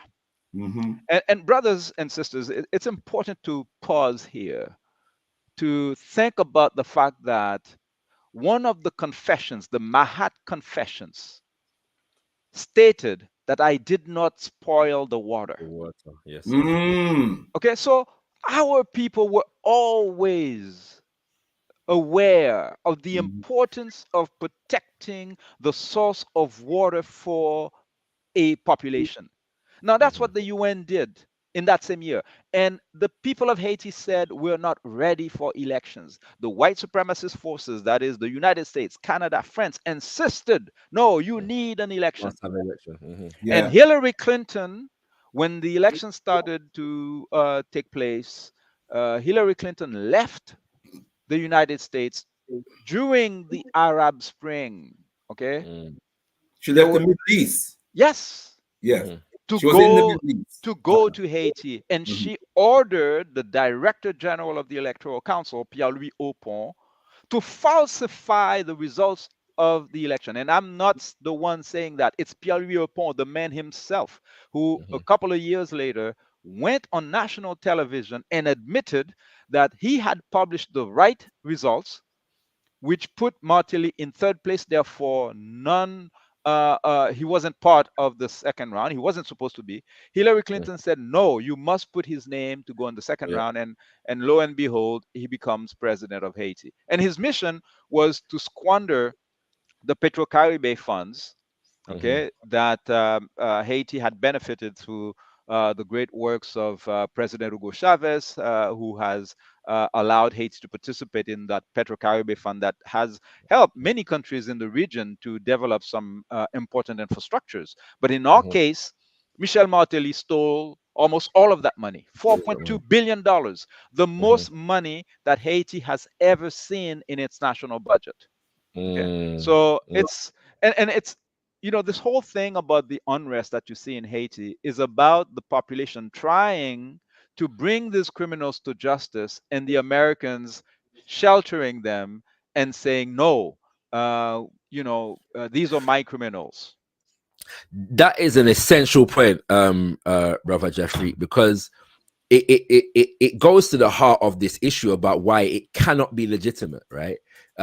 For the US and the UN to have any involvement in this. Like, it's illegitimate because they have not accounted for the extent of their mischievous involvement in the nation of Haiti. It makes no sense.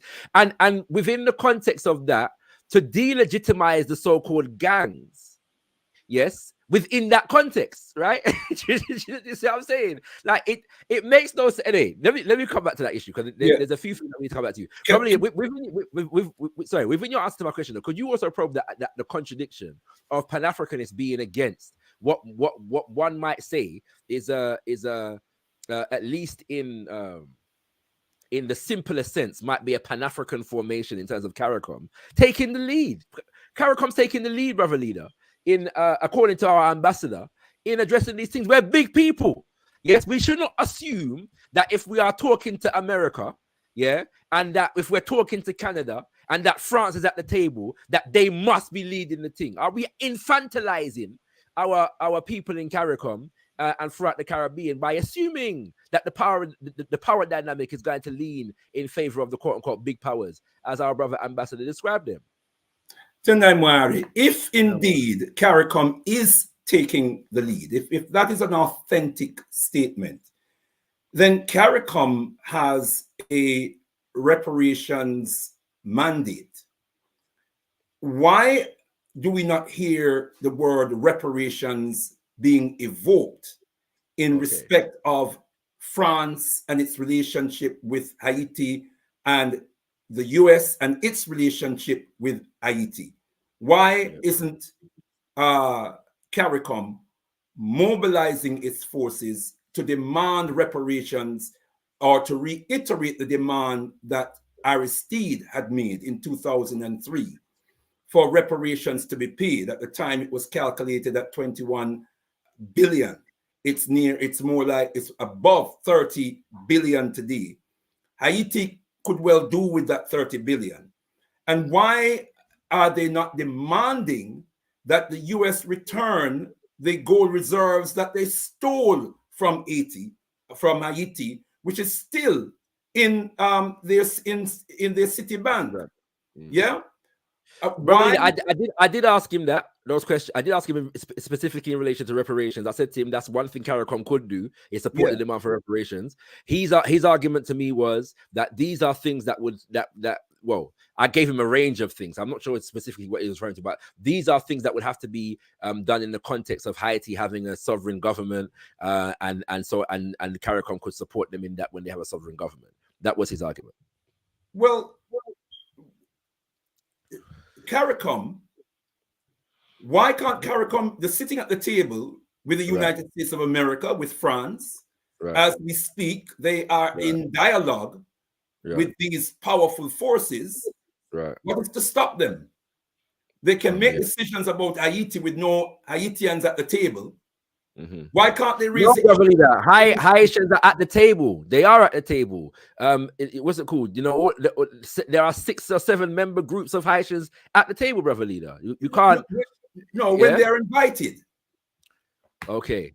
We're talking about leading a process. When they are invited, they come to the table. They tend to have 3-hour meetings, and then they invite the Haitians to come in and discuss the decisions that have already been made.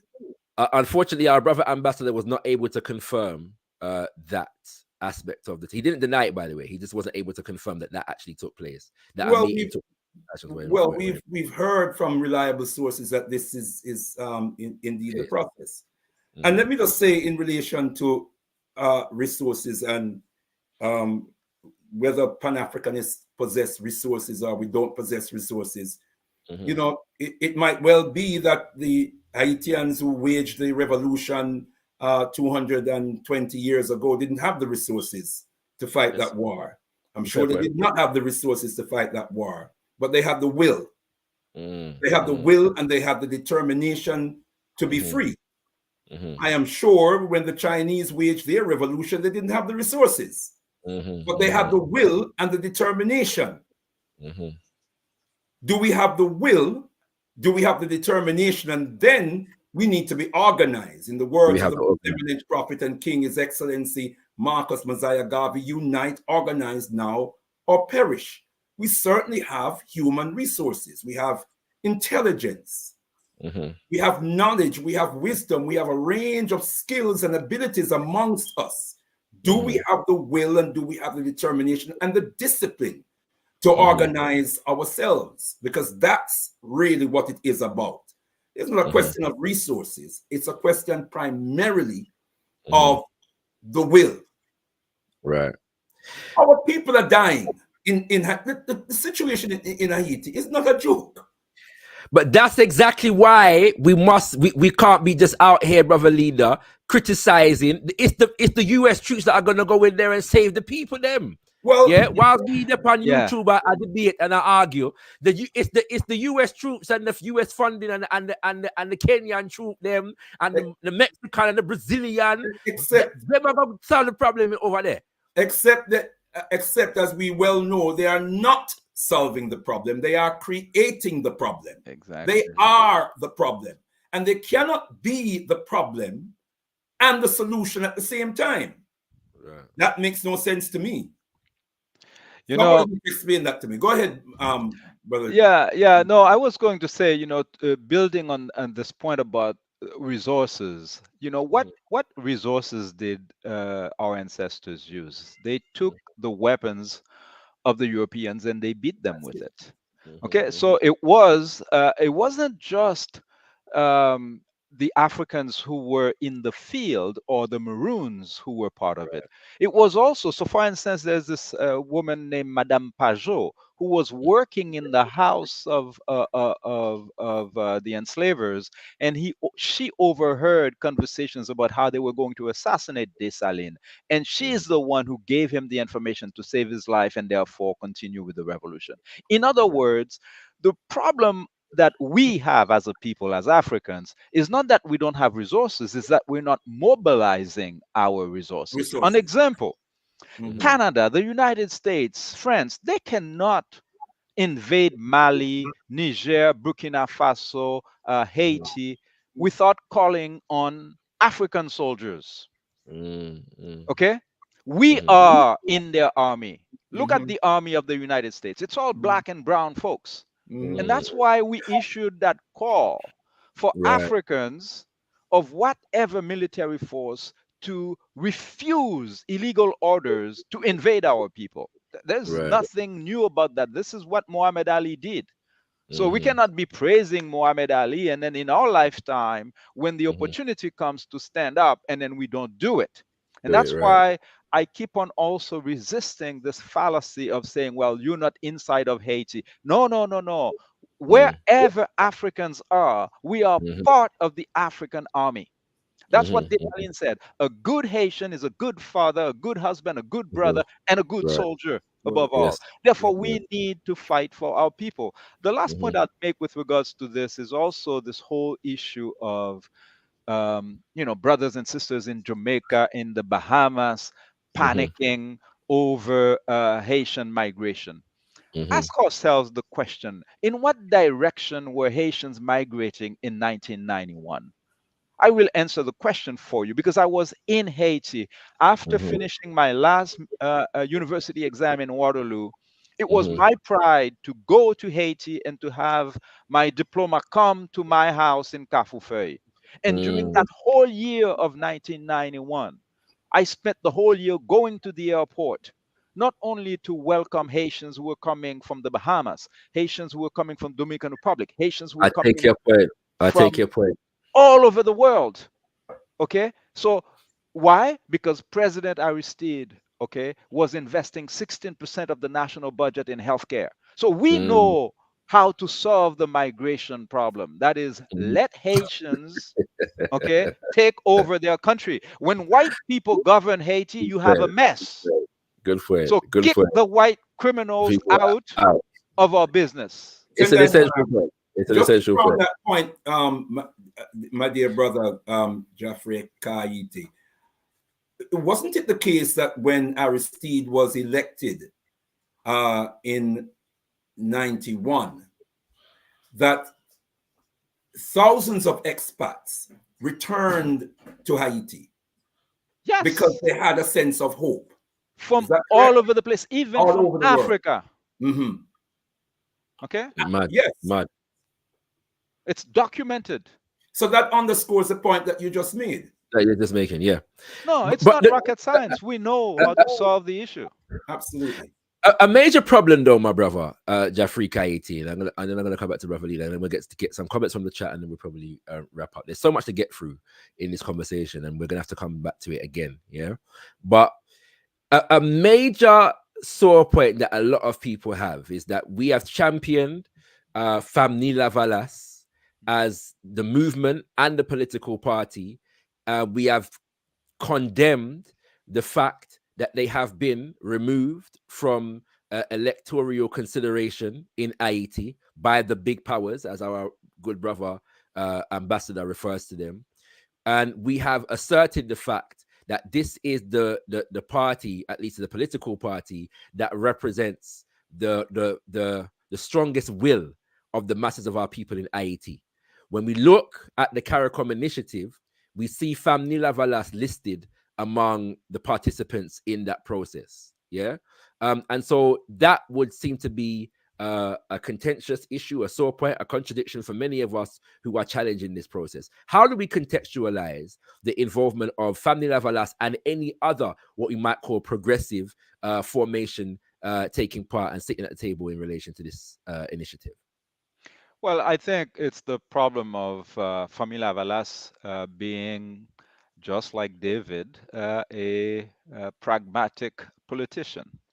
Right. And that's a sore point. I mean, I was communicating in my program this Sunday with the representative of Famila Valas, Leslie Voltaire, and the Mhm, brothers and sisters of the Montana group, mhm. saying that the same thing that happened in 1994 risk happening to them To them, this right. time around. That is, the United States, Canada, and France pretend to be on their side.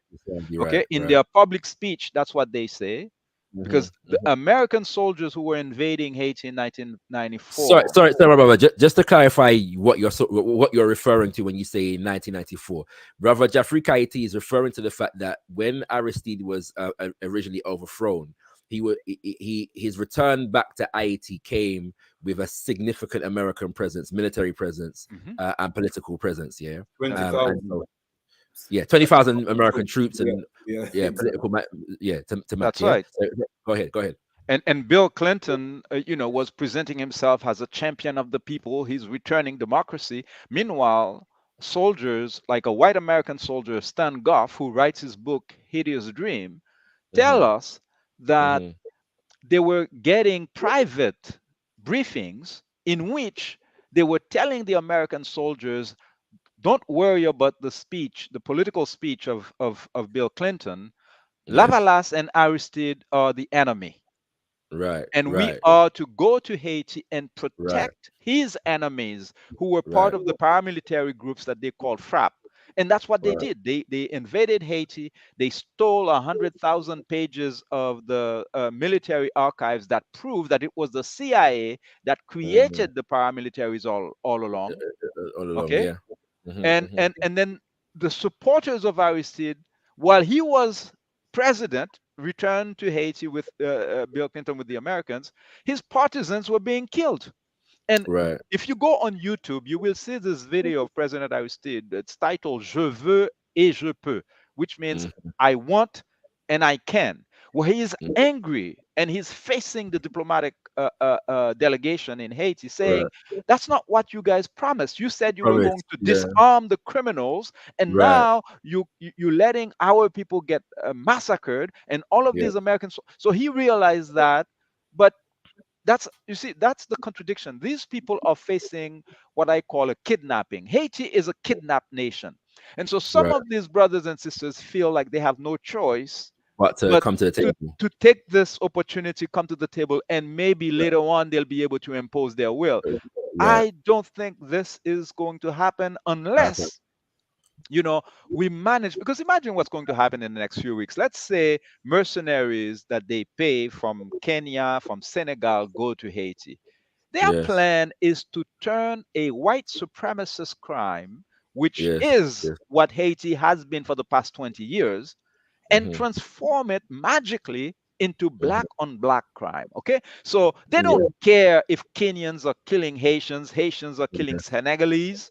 Yes. Yes. Yes. It's not white Yeah. Americans dying. It's not white Canadians. It's not white Europeans. Okay, Yeah. this Yeah. is the kind of world in which we live. Live. Okay, Yeah. and so when you have soldiers leaving from Jamaica, I mean, Canada has a base in Jamaica. They're gonna Yeah. send them to go and kill their brothers and sisters in Haiti and get killed. It should also be noted that Canada has pledged money to CARICOM to train troops. Yeah, Yeah. yeah. You know what I'm saying? So Canada is training troops throughout the Caribbean region, and it's allocated money for doing so. I just want to point that So out. Sorry, go ahead. how much would it cost them to Mhm. arrest Michel Martelly, to arrest Gilbert Bidjo? How much money would the US economy lose if they did Yeah. that? How much money Right. would it cost them to stop the flow of weapons from Yeah. Miami to Yeah. Haiti? You see, they don't want to use these practical solutions because what they are saying is their aim is the Right. opposite of what the Okay. true aim is. Their aim is to protect the oligarchs Mhm. from the Mhm. masses. And Mhm. we have seen signs of that when the population rose and started killing some of the paramilitary militias. And they Mhm. knew that if they started to kill some of the ones who are in the lower town, Mhm. eventually they'd go up the mountain Yeah. and Yeah. get the white criminals. And they don't want Right. that to happen. So that's Yeah. why they're bringing in the mercenaries from Kenya. Mm. Tell me more Sorry, with go ahead, Beverly. Go ahead. Go ahead. Go ahead. I just think as we move forward, we probably need to also define this term pragmatism. Um, It's a good point, my brother. It's a good point. It's a good point. Go yeah, ahead. Go ahead. and I would want to suggest that pragmatism, a definition of pragmatism for the black politician within the context of global white supremacy is the question of how do I stay alive whilst doing the best for my people. Mm. That is the definition I'm advancing for pragmatism. It's you've made an essential point, right? And it comes back to my my literal devil's advocate questioning a while ago, yeah, because the unspoken context behind that question is that I'm asking is not the fact that we don't have organization, movements, institutions, and so on and so forth that have the capacity to address these problems. Is that where and when they exist, the attack against them by people who have literally unlimited resources neutralizes the impact. Yeah, and that is the challenge that we're facing. So Absolutely. that our self-reliance approaches to these questions becomes neutralized and a vacuum is created that only accepts their inclusion in it. Yeah. And so therefore, one second, sorry, brother, just to say sorry, go ahead. Sorry. We now become delegitimized in the solving of our own problems. And people can look at us and say, well, boy, we don't have no resources. And all we can do is this and that. And it's a mad situation that we're in. It's complete insanity. Because in future conversations, when we deal with We Stand With Ayiti, we're going to look at the extent to which people in Ayiti on the ground have been trying to implement solutions to these problems for generations. Absolutely. 20 years ago, not 20 years ago, 30 years ago, 30-something years ago, for the first time in Haiti's history, the people of Haiti chose a president for themselves, 1991. Yes? That's what the people wanted. And Haitians from all over the world were converging on their homeland. They can come home now because there was a sense of hope. Hope had been restored. Yeah? And then what happened? We all know what happened. Aristide overthrown 7 months later. 7 months later. Didn't even do a year. Right? He's brought back in 1994. He's not allowed to complete a 5-year term. Why? Because America said so. America said so. Yeah. Then he's elected again in 2001. What happened? In 2004, he's overturned again, right in the year of the bicentenary of Haiti's revolution, when big celebrations were planned in Haiti. And let me tell you something. There's a great elder who has now joined the ancestors by the name of Randall Robinson. He was a great advocate and supporter of Haiti. See my brother Jaffrey Ayiti nodding his head. You know who he is very, very well. And he speaks passionately and has written about this. That when Aristide was overthrown, that, what's his name? Colin Powell phoned Aristide a day or two before the coup and told him that Guy Philippe and US Marines are coming to the capital and they intend to kill him. And America will do nothing to save him.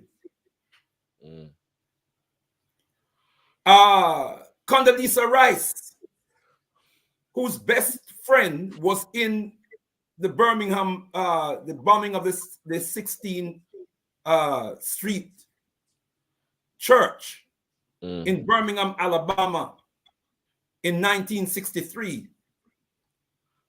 She, what was her title at the time? The title slips me, but she was a government minister at the time. She was Secretary of State, if I'm not mistaken. Condoleezza Rice. Condoleezza Rice. She was. Yeah, she was National Security Advisor. She was advisor. Some advisor. She phoned PJ Patterson. Our brother talked about PJ Patterson standing up as he did, quite rightly, because Randall Robinson had mobilized with sister Maxine Waters. Maxine, that's right. From the United States, Congresswoman.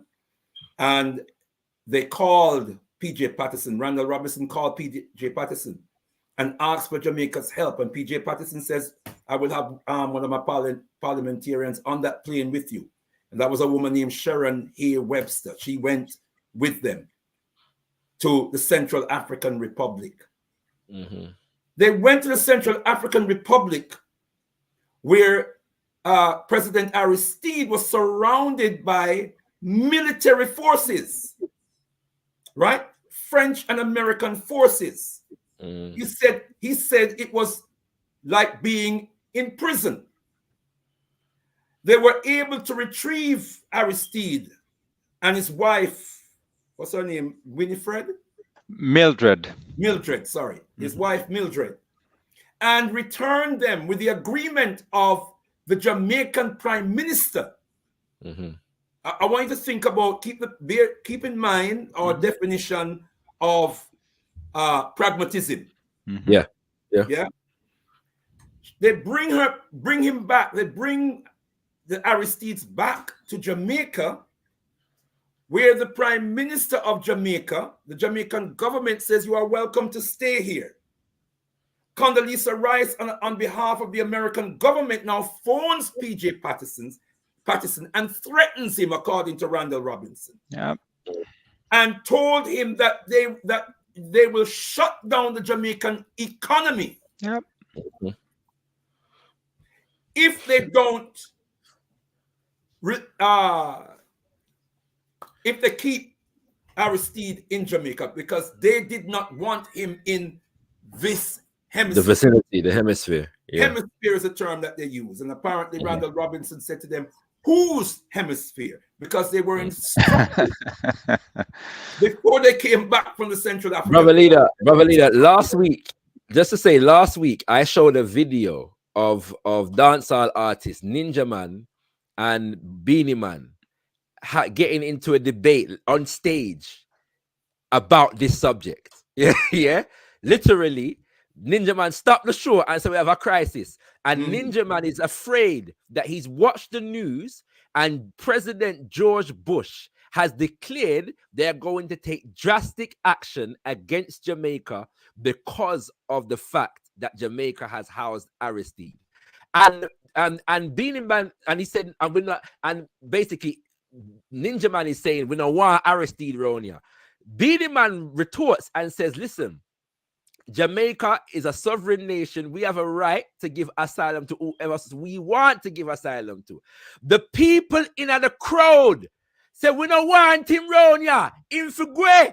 So Beanie Man said, we don't want him here and we don't need him here, but we have a right to keep him here, right? So you have to accede to that. And that goes back to what I asked our ambassador about. So Beanie Man was being pragmatic. Pragmatic. Right?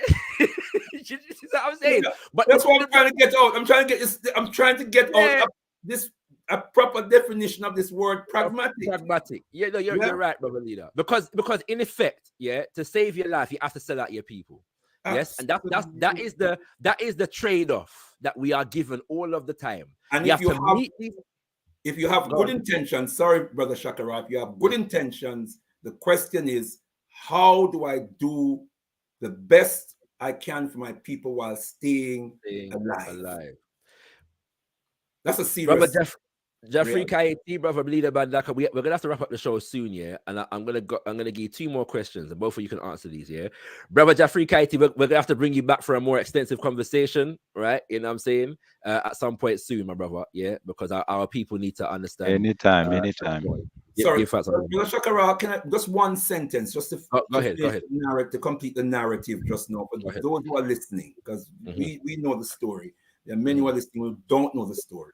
That in the final analysis, Jamaica had to release Aristide, the Aristides, and they were taken from Jamaica and deposited in South Africa, because America wanted Aristide as far away from this hemisphere as possible. And then what followed was death squads unleashing their venom on followers of Aristide in Haiti. Bear me witness, brother Jeffrey Ayiti.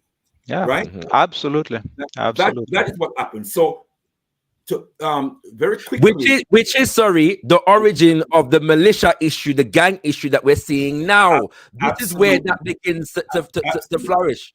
Allow me to pray on the knowledge and wisdom of our dear sister Ezili Donto again, who broke it down for us in an interview we did with her recently, the Africa Speaks with Al Kebalan on Galaxy Radio, where she broke it down and explained to us that Family Lavilas is not the Family Lavilas of 20 or 30 years ago. Right. That it has been depleted. And decimated, yeah. And decimated. Yeah. Okay? But if you would allow, brothers, I'd also add to this story, because it actually has a happy ending. Okay?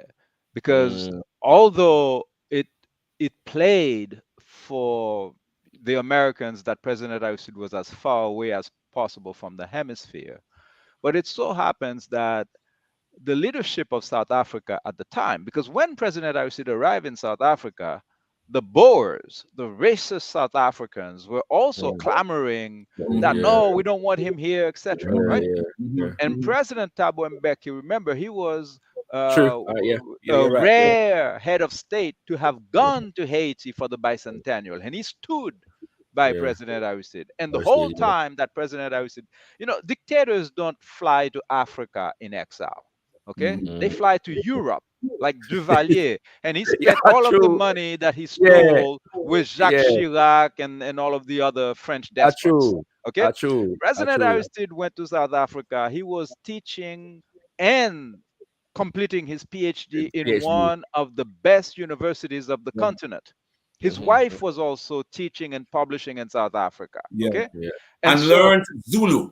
Yes, and yes. Kiswahili. His doctorate degree was on African languages. Now, what happened in 2011?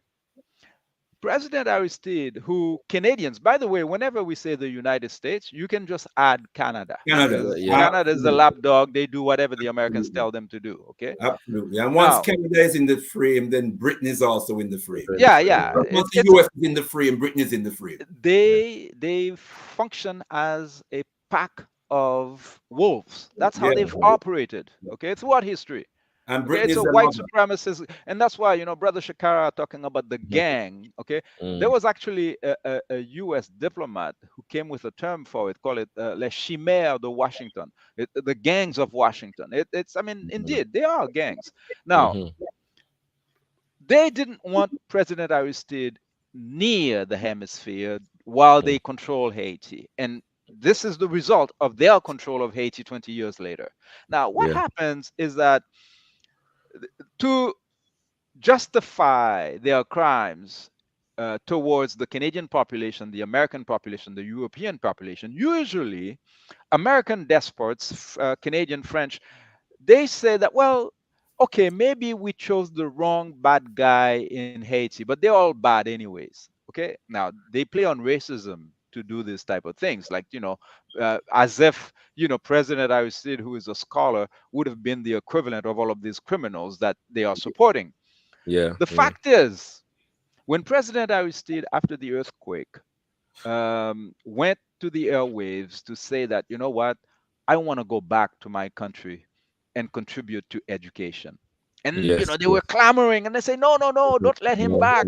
He's going to bring trouble. And, Barack Obama was president of the United States. He called President Thabo Mbeki. And then it was President, the follower of Mbeki, the next president. Zuma? Yes. And he said, to him, do not let Aristide back. And again, you need to give props to Zuma where it's owed, where it's due. And Zuma said, no, the man wants to go back home. He can go back home. And they did treat President Aristide with all of the respect that he deserves. I was in South Africa in 2010. I saw it. The South Africans were talking about President Aristide with so much respect. Okay? I felt proud as a Haitian being in South Africa, seeing that these brothers and sisters understand exactly what Pan-Africanism is. Like when you stand up to white supremacy.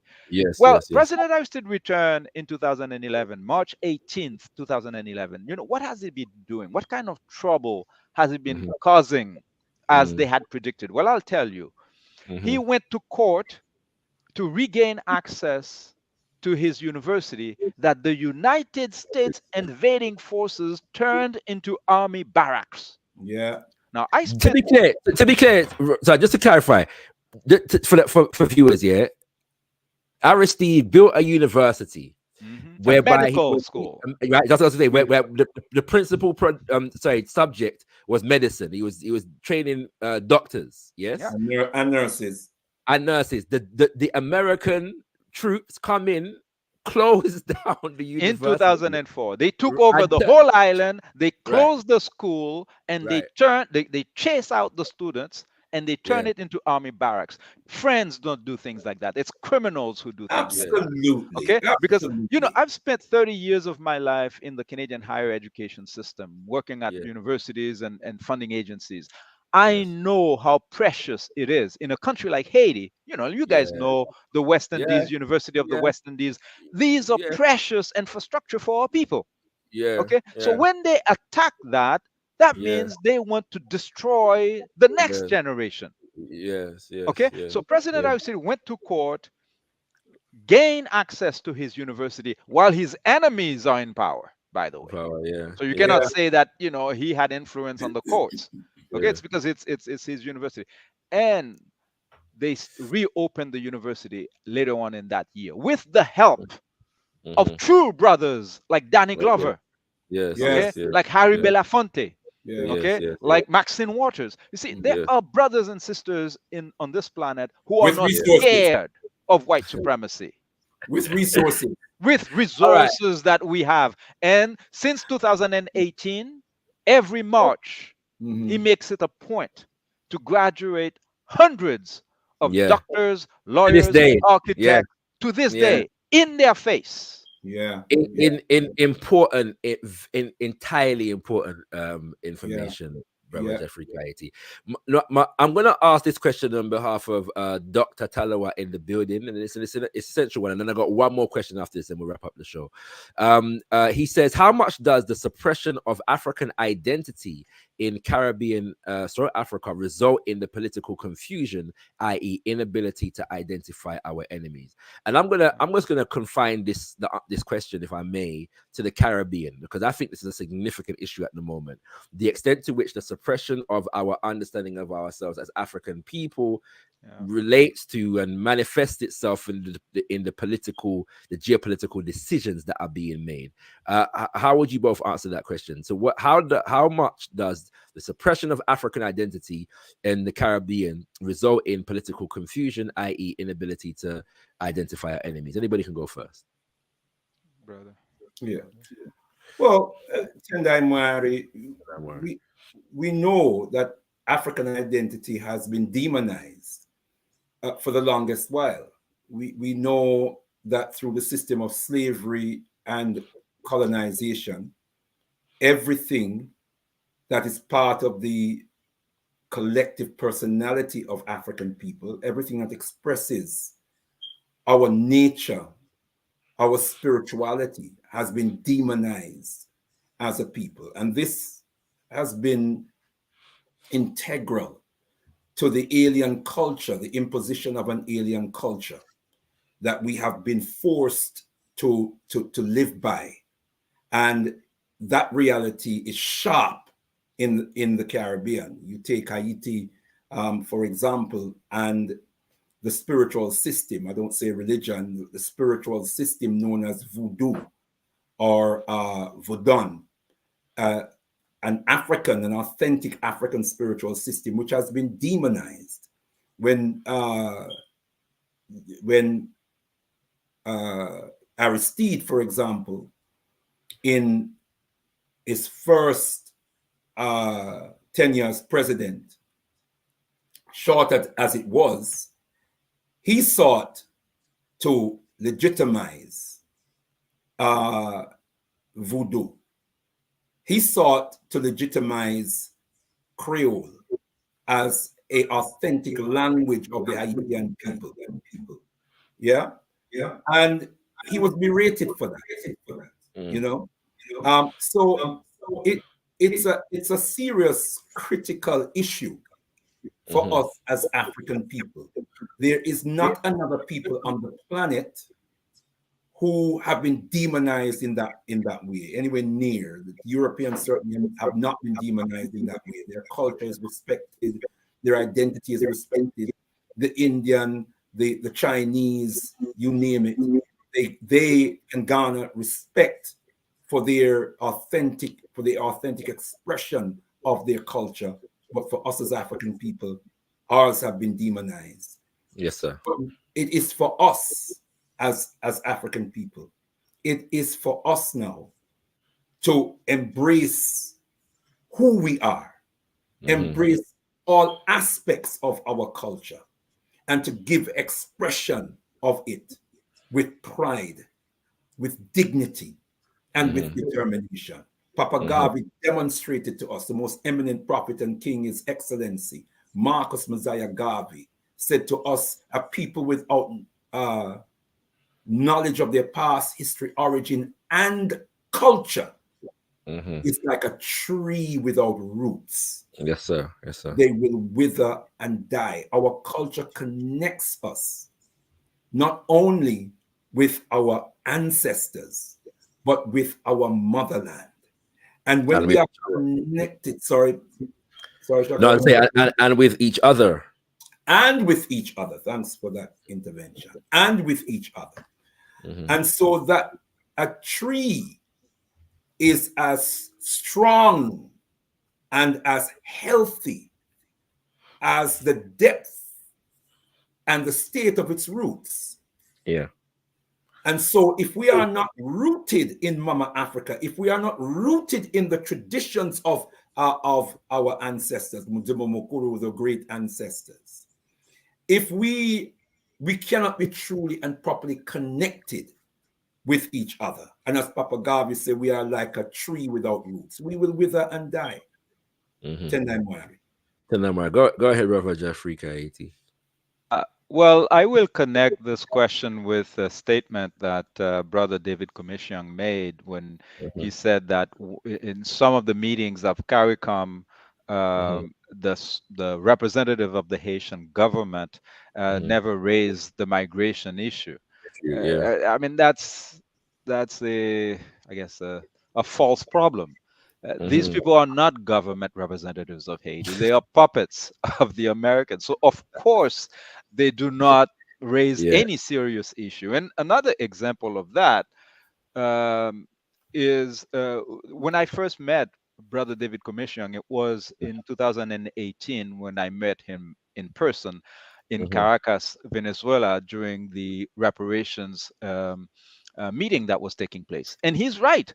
There was no representative of Haiti at that meeting from the government, because it was Michel Martelly who was in power at the time. So, of course, these fools are not going to be talking about reparations. So I was the representative of Haiti coming from Canada. Okay, so that happens because what our elder brother just mentioned here is not true only in certain countries of the Caribbean. It's all of us African people. Yes. We have not done our homework. Okay, and that's where I agree with Brother David Comissiong. That is, it's not a lack of knowledge of each other that goes one way. Like the Caribbean people don't know about the Haitians and they're mistreating the Haitians. The Haitians don't know the history of Jamaica either. And we must. Because I have some of my cousins, when I did my DNA research, right there in Jamaica. It's my neighbor. Okay, we have our neighbors in Cuba, everywhere. So Bookman Dutty was from Jamaica. They claim that Bookman was from, but the fact is, our people have been going all over the place. Many of our people were enslaved in Brazil before they came to the Caribbean. So of course. We are one people, like Malcolm said. We're not anything like other than if the cat offspring is a kitten, whether it's born in this or that other place.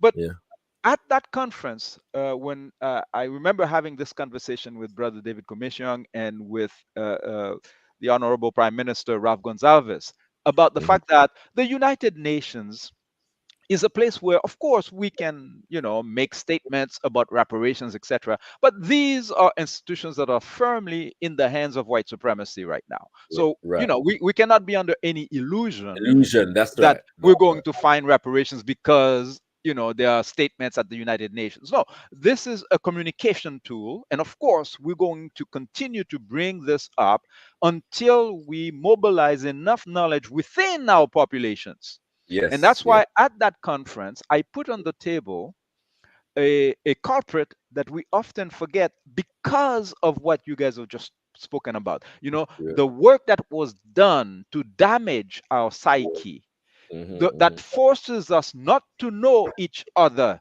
not to know our common ancestors, is because every Sunday, whether it is in Haiti, in Yeah. Barbados, in Jamaica, our people are kneeling in Yes. front Yes. of Yes. white power. They call it Yeah. Jesus, they call it Mary, but Yes. this is White a power. metaphor. It Mhm. Yes. represents white power. It's not really Yes. about any deity. And what it also does is that these imposters, whether it is white Jesus, white Joseph, they are taking the place of our real ancestors. That's Yes. why the Haitian doesn't know about Casilda, who was in Bolivia. He doesn't Mm, know about Zumi. He mm, doesn't know about Nanaya Asantewa. He doesn't know about the Maroons of Jamaica, but he should. And just yes. like the Jamaicans, the Bahamians, the Trinidadians need to know about Dessalines. And how do we know that? Well, we're going to ask the Vatican, we're going to force the Yeah. Catholic Church to Yes. return the keys to the churches and all of the territories that they have stolen and Yeah. return it to our people so that we can build I'll call it remembré centers. These are centers, let's say you take an old church Yeah. and we're going to transform it. Yeah. When you enter this remembré center, instead of seeing white Jesus, hanging, you're going Yeah. to see a picture of Dessalines. You're going to see a picture of Nana Ya Asantewa. So our children can Yes. Yes. know their real ancestors and then put white Jesus in the latrine and dump the garbage bins where it Oh. belongs. What did You the know. man used to say at the Wakaman ceremony in that Exactly. prayer? Throw Mm, away the image of the it- white man's God, God, which has yes. Exactly. so often brought us to tears, and Yes. listen to the Yeah. God of liberty that Yeah. speaks in all our hearts. That's right. Ashe. That's what we must do. Aibobo. Aibo. Aibobo. All right. We have to come to our close. And I wanna close on at least some suggestions. Yeah, we're criticizing the CARICOM presidential initiative right about now. I've meditated on this for many years, and if there was a proposal to make Haitian Creole a lingua franca in the Caribbean, I'd support that, that proposal, right? You know what I'm saying? I'm all in favor of that particular proposal, yeah. But what should I then, second it. right? But the fact of the matter is, Brother Leader Bandaka, Brother Mm. Jaffrey Ayiti, that something needs to be done. And within the context of a region such as the Caribbean, it should not be controversial that an institution like the Caribbean community comes in to assist our brothers and sisters in Ayiti. That should not, in principle, be a problem. Yeah. And so then we're critiquing the nature of its implementation in this moment. But what if you had the decision making power in CARICOM? What would you be suggesting that CARICOM should be doing at this moment? What is it that CARICOM should be doing to organize the people of the Caribbean to assist our people in Haiti? I'll start with Brother Jeffrey Ayiti because you are a son of the soil. Like I said, I worked in the higher education system in Canada for over 30 years. And it is my observation that the University of West Indies, UWI, does not have the level of connection that it needs to have with higher education in Haiti. Okay, that's one space. Of course, there are many other spaces of people to people solidarity that we need and must build because you cannot partner if you don't mingle, you don't meet, you don't celebrate together. We are one people. It's not a rhetoric. Sometimes people say that, okay, well, you only focusing on skin color. I understand that the reality of demographics in Haiti is not the same as it is in Jamaica and Trinidad, etc. In our case in Haiti, there is no confusion. We're 99% African. Okay? Like Yes, sir. the only non-African that you see is pollution. Like there's nothing substantial that is non-African in Haiti. We are Africans. Yes, sir. So Yes, sir. I understand that, you know, the dynamics in Guyana and in all of these places might be different. Yes, But yes. for us, there's no room for confusion. And so Right. it's something that is actually to our advantage. Mhm. Okay? It is to our advantage. Now, the question is, you will not see it to your advantage if you don't understand what we represent. We are the people who refuse to die, the people who refuse to disappear. And whether a brother is born in Jamaica, is born in Haiti, is born in Mississippi, you are the same African who refuses to die when white supremacy has done everything in its power to disappear you from the face of earth. So if we understand that, not only will the University of the West Indies make sure that when they're developing their programs, they don't let language barrier, stop us. Our brothers in Cuba, it's still us. Okay, our brothers, some of them who are confused on the eastern part of Haiti that they call the Dominican Republic today, it's still us, even if they're confused. Yes. Yeah, because they're Africans. They were always Africans who didn't know what they were. And so, to the point about CARICOM, what CARICOM can do and must do, see, the advantage we have is that white supremacists are lazy. These bastards don't invent different tricks. They use the same trick everywhere. Okay, so the equivalent of CARICOM in Africa is called ECOWAS. You remember when the French realized that Niger decided that they're going to use their uranium for the people of Niger, not for the French. Mali said, our gold belongs to us. Burkina Faso said, hell no, we're not going to continue to support the French. And then what did the white supremacist forces say? Oh, we're going to attack these guys because they've created instability in that part of the Sahel. Okay? Well, what did the Africans do? They said, well, okay, then you come and attack us and you're going to have to fight all of us. So what did ECOWAS do? You remember ECOWAS started to mobilize that fool that they've put in Nigeria, Tinubu, whatever, Tinubu. He started to say that he's going to invade Mali. And what happened? When he saw the solidarity of these three African nations, he shut his mouth. See, CARICOM needs to realize that the white supremacist forces are going to come for each of us if you betray Haiti again. So David Rather was singing, Haiti, I'm sorry. We appreciate that song. We understand where the brother was coming from. But you cannot be sorry again and again and again. So I'm telling Mia Motley, don't be sorry. And you know, she wants to be Secretary General of the United Nations. The prize cannot be the betrayal of Haiti. Okay. They named Michael Jean Governor General of Canada. What did that do for the world? Nothing. Okay. We need to commit class. We have Kofi Annan as well. Kofi Annan. I used to call him Coffee, please, Annan. I've heard that one. He was serving them coffee. Okay, while they were murdering Africans all over the planet. Okay? No, we don't want that anymore. I mean, you see, we used to have ancestors who were in the big house of the white man. Okay, and we used to have some of our sisters who were shaving the white men. Okay, and they trusted these people. Well, every now and again, one of our sisters came to her senses and did what she had to do. So if we are in their house and it's not their house, the house that they have stolen, from the original people of the Americas, it is our duty to work for our people. It's not our job to stop walking around Toronto, Ottawa, and being amazed at the buildings. This is our sweat and blood. All of these things were built with the sweat and blood of our ancestors. Therefore, our job is to mobilize the resources that we do have, for the benefit of humanity, and it's not just for the benefit of black people, because our planet risks annihilation right now. And if we leave it to these criminals in Washington, you know, they're going to disappear all of us. 100. Give thanks, brother Jeffrey KT. Brother Leader, what should CARICOM be doing? Yeah, we critiqued everything, yeah.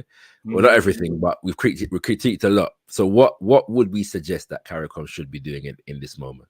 Well, Tendai Moari, the first thing is to get rid of Bruce Golding from the group of eminent persons if you really want us to take you seriously. Bruce Golding left the office of Prime Minister in Jamaica in utter disgrace because he was engaged in a very similar system to what's going on in Haiti. Yeah, in Haiti, yeah. He was wrapped up with gangsters. Yes. Yeah. Yes. Which resulted in the massacre of Tivoli. 70 odd people in Tivoli Gardens. And where he could not act lawfully because he was so wrapped up with Christopher Dudas Coke. Yes.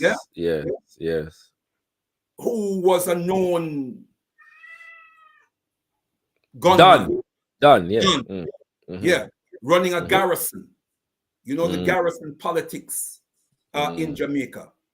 Very much resembling what's going on in Haiti with oligarchs or members of the power elite who are backing or who are funding these gangsters. Or who these gangsters answer to. And Bruce Golding was wrapped up in all that. He left the office of Prime Minister in utter disgrace. And now he's one of the group of eminent persons. I mean, it's eminent smuddy. Yeah, he's an eminent smuddy. Who gave them this ridiculous title? You know what I mean? There's a brother, someone in the chat, you know, said, you know, aren't we using our imagination to use African terms? Like, what is this eminent person? That sounds so British and ridiculous. Yeah. It's just amazing. And then the next thing I would do is pour libation and invoke the spirit of the most eminent prophet and king, His Excellency Marcus Messiah Garvey. I would invoke Maurice Bishop. I would invoke Walter Rodney. I would invoke it, and it goes on. Queen Nanny of the Maroons. Nanny of the Maroons, Paul Bogle, class of Antigua. That's right. Yeah. And it goes on. Why? Because we need a revolution in the Caribbean.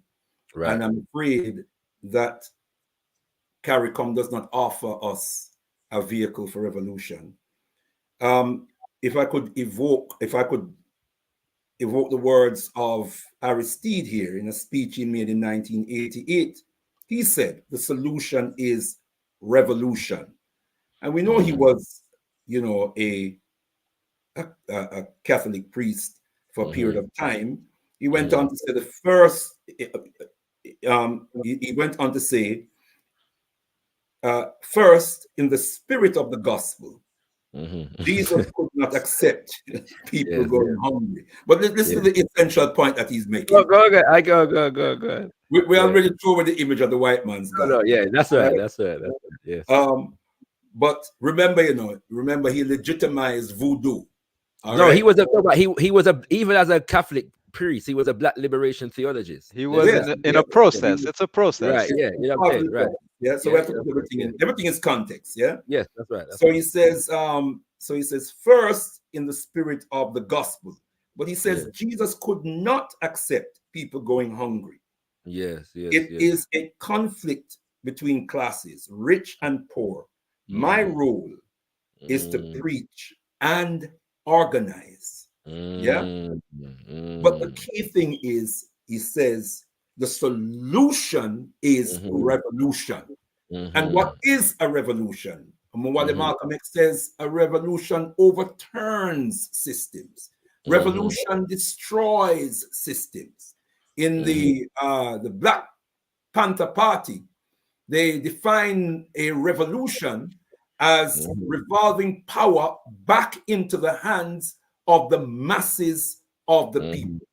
I don't believe that, from what I can see, that CARICOM is of that kind, of that ilk. That ilk, right? CARICOM, I'm afraid, with the utmost respect, our dear brother David Comissiong, and I do have a lot of love and respect for him. But CARICOM is a combination of neocolonial constructs that we call states, nation states in the Caribbean. And so their agenda, their politics is neocolonial. And we have to remind ourselves that neocolonialism is colonialism. Neocolonialism is colonialism behind a black face. And so the politics of neocolonialism has to go. It has to be destroyed. It has to be revolutionized. We have to transform that into the politics of Pan-Africanism, revolutionary Pan-Africanism. That is the only solution. So unless we're going to revolutionize CARICOM, believe that there's a revolutionary spirit in our dear brother David Comissiong. Yes. There's a revolutionary spirit there. And maybe that revolutionary spirit will touch the hearts and minds and souls of all the other member groups and leaders of CARICOM. By the way, I'm not one who celebrates the name Ralph Gonzalez, but that's another subject for another day. Yes, Brother Leader, give thanks. And it's an essential point. I think you've made the point that we need to focus on organization among people, among the masses of our people, and the extent to which we can connect. And that, it's an essential point. Can I make one more short point, Brother Shakara? Go ahead. It did jump out at me that in our brother David Comissiong's narratives, and it was a short and very intense interview. So it doesn't mean that he is not of that view. But to me, there was very little, if any, reference to the will of the people and the views of the people. How do Haitians feel about this foreign force? Another international. If I'm fair to our brother, his perspective would be that the people, the groups who represent the Haitian people, including the private sector, including Family Lavalas, represent the voice of the Haiti. Well, how do we But how do we aggregate the views of the people on the ground? No, I agree. I said to him, but I did ask him. I did rate representation to him to the extent that, but that voice has been severely regulated by the conditions that were placed upon whose voice is going to be heard at the table. So the voices of those who do not agree with the UN resolution are not at the table. So we're not going to hear those voices, right? So that was that question was asked, and we're going to have to continue. And what proportion of the ordinary people would that voice represent? Would that voice represent? Yeah, absolutely. And all indications suggest that that's a significant voice. That is a significant, absolutely. Yeah. It's so significant that the militias, themselves have to pronounce in relation to that particular agenda, that they don't want the UN forces and so on and so forth there, because that is popular among the people. But there's a risk in there also of misrepresenting things, because in reality they're playing a double game to silence the people. Yes, that's one of the important purposes of the militias. You see, for instance, there used to be incessant demonstrations against the PHTK regime. But once they mobilized Barbecue, one of this thug who, three white men are presenting as revolutionaries of Haiti, Okay, Yeah. yeah, like just 3 of I've them. seen them. I've seen them. Yeah, I've seen them. Okay, Yeah. so but Yeah. the purpose of mobilizing barbecue and arming him is so Yes. that the peaceful Haitians Yes. vacate. Okay. They Yeah. cannot demonstrate because That's they've what. taken Yeah. over the streets. So they're That's playing a it. double game. So of course, Yeah. barbecue is going to be taking the microphone and say he's No, of course. against the Of course. invasion. Of Meanwhile, course. he's having conversations with the wife of Ruto, Yeah. okay, Yeah. in Yeah. advance of her coming because Kenya. they're Yeah. negotiating for amnesties, which Yeah. is what Yeah. they did in 1994. You know, the 100. criminals were given a, yeah, how do you say, amnesties, right?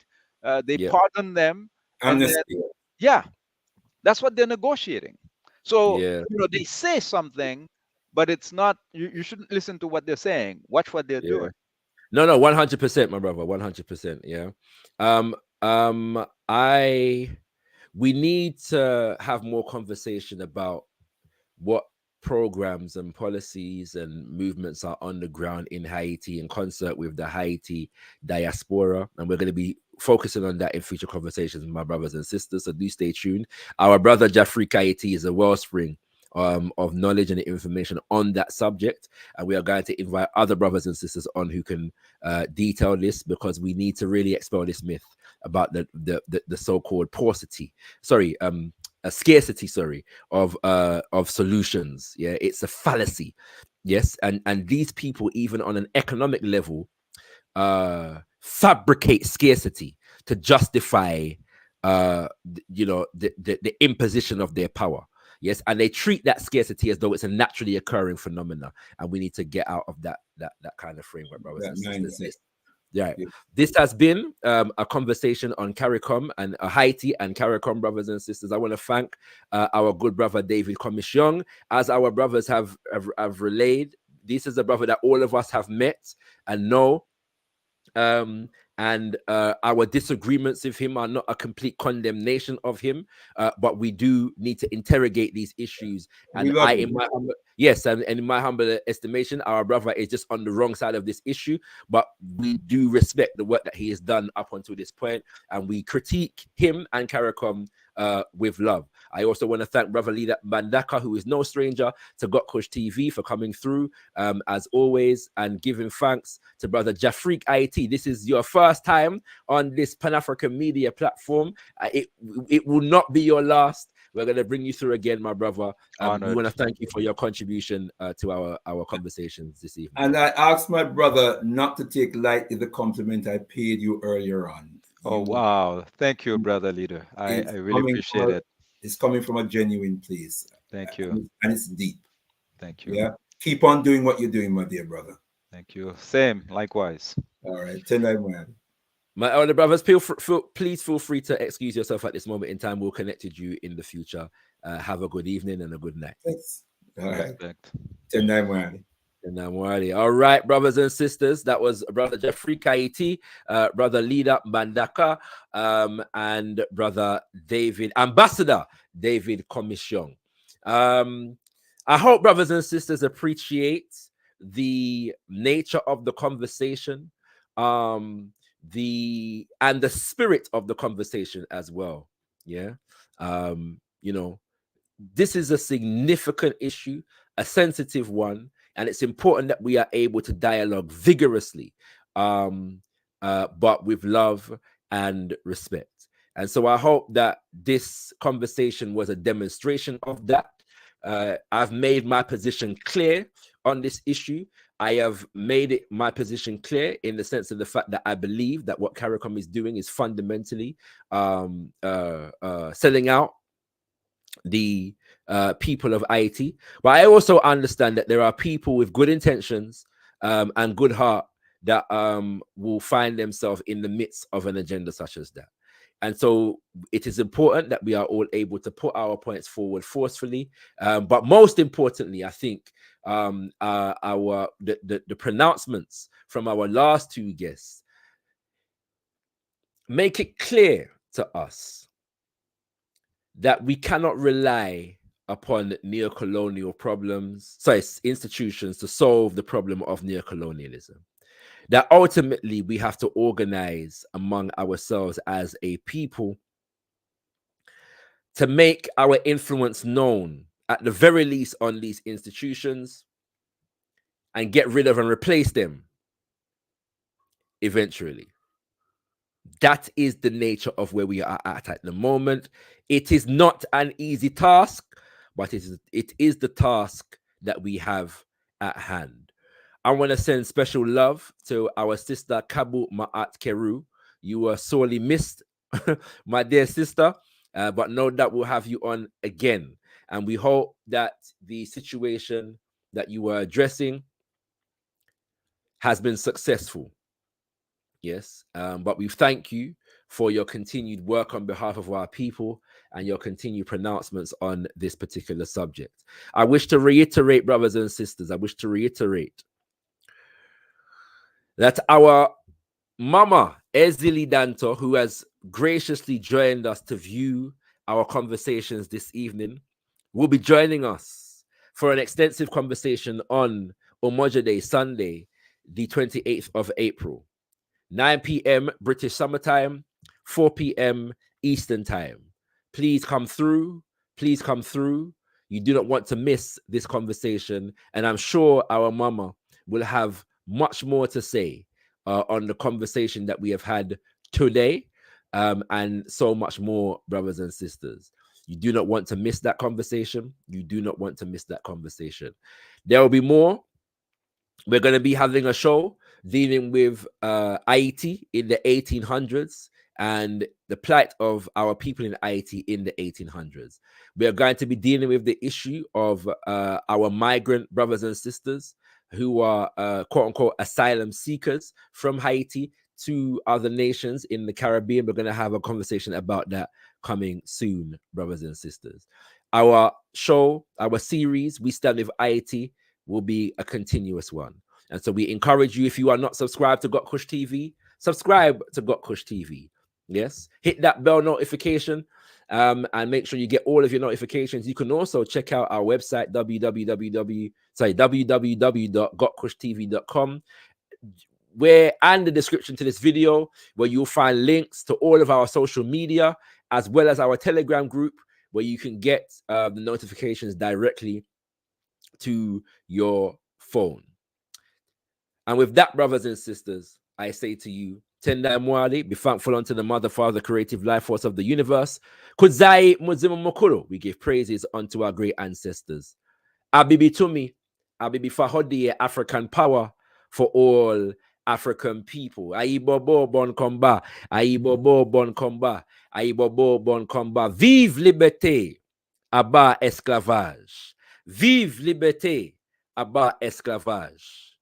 Long live liberty, liberation, freedom, independence, and down with enslavement, down with colonialism, down with neocolonialism. Aibobo bon combat, Aibobo bon combat, Aibobo, Aibobo, Aibobo.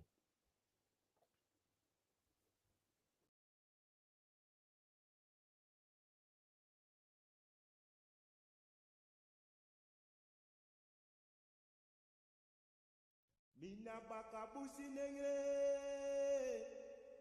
mine pele obiama. Mina bakabusi nengre, me fele sama. Mina bakabusi nengre, mine pele obiama. Mina bakabusi nengre. Mina bakabusi nengre, mine pele obiama. Mina bakabusi nengre, me fele sama. Mina bakabusi nengre, mine pele obiama. Mina bakabusi nengre, me fele sama. Mina bakabusi nengre, mine pele obiama. Mina bakabusi nengre, me fele sama. Mina bakabusi nengre, mine pele obiama.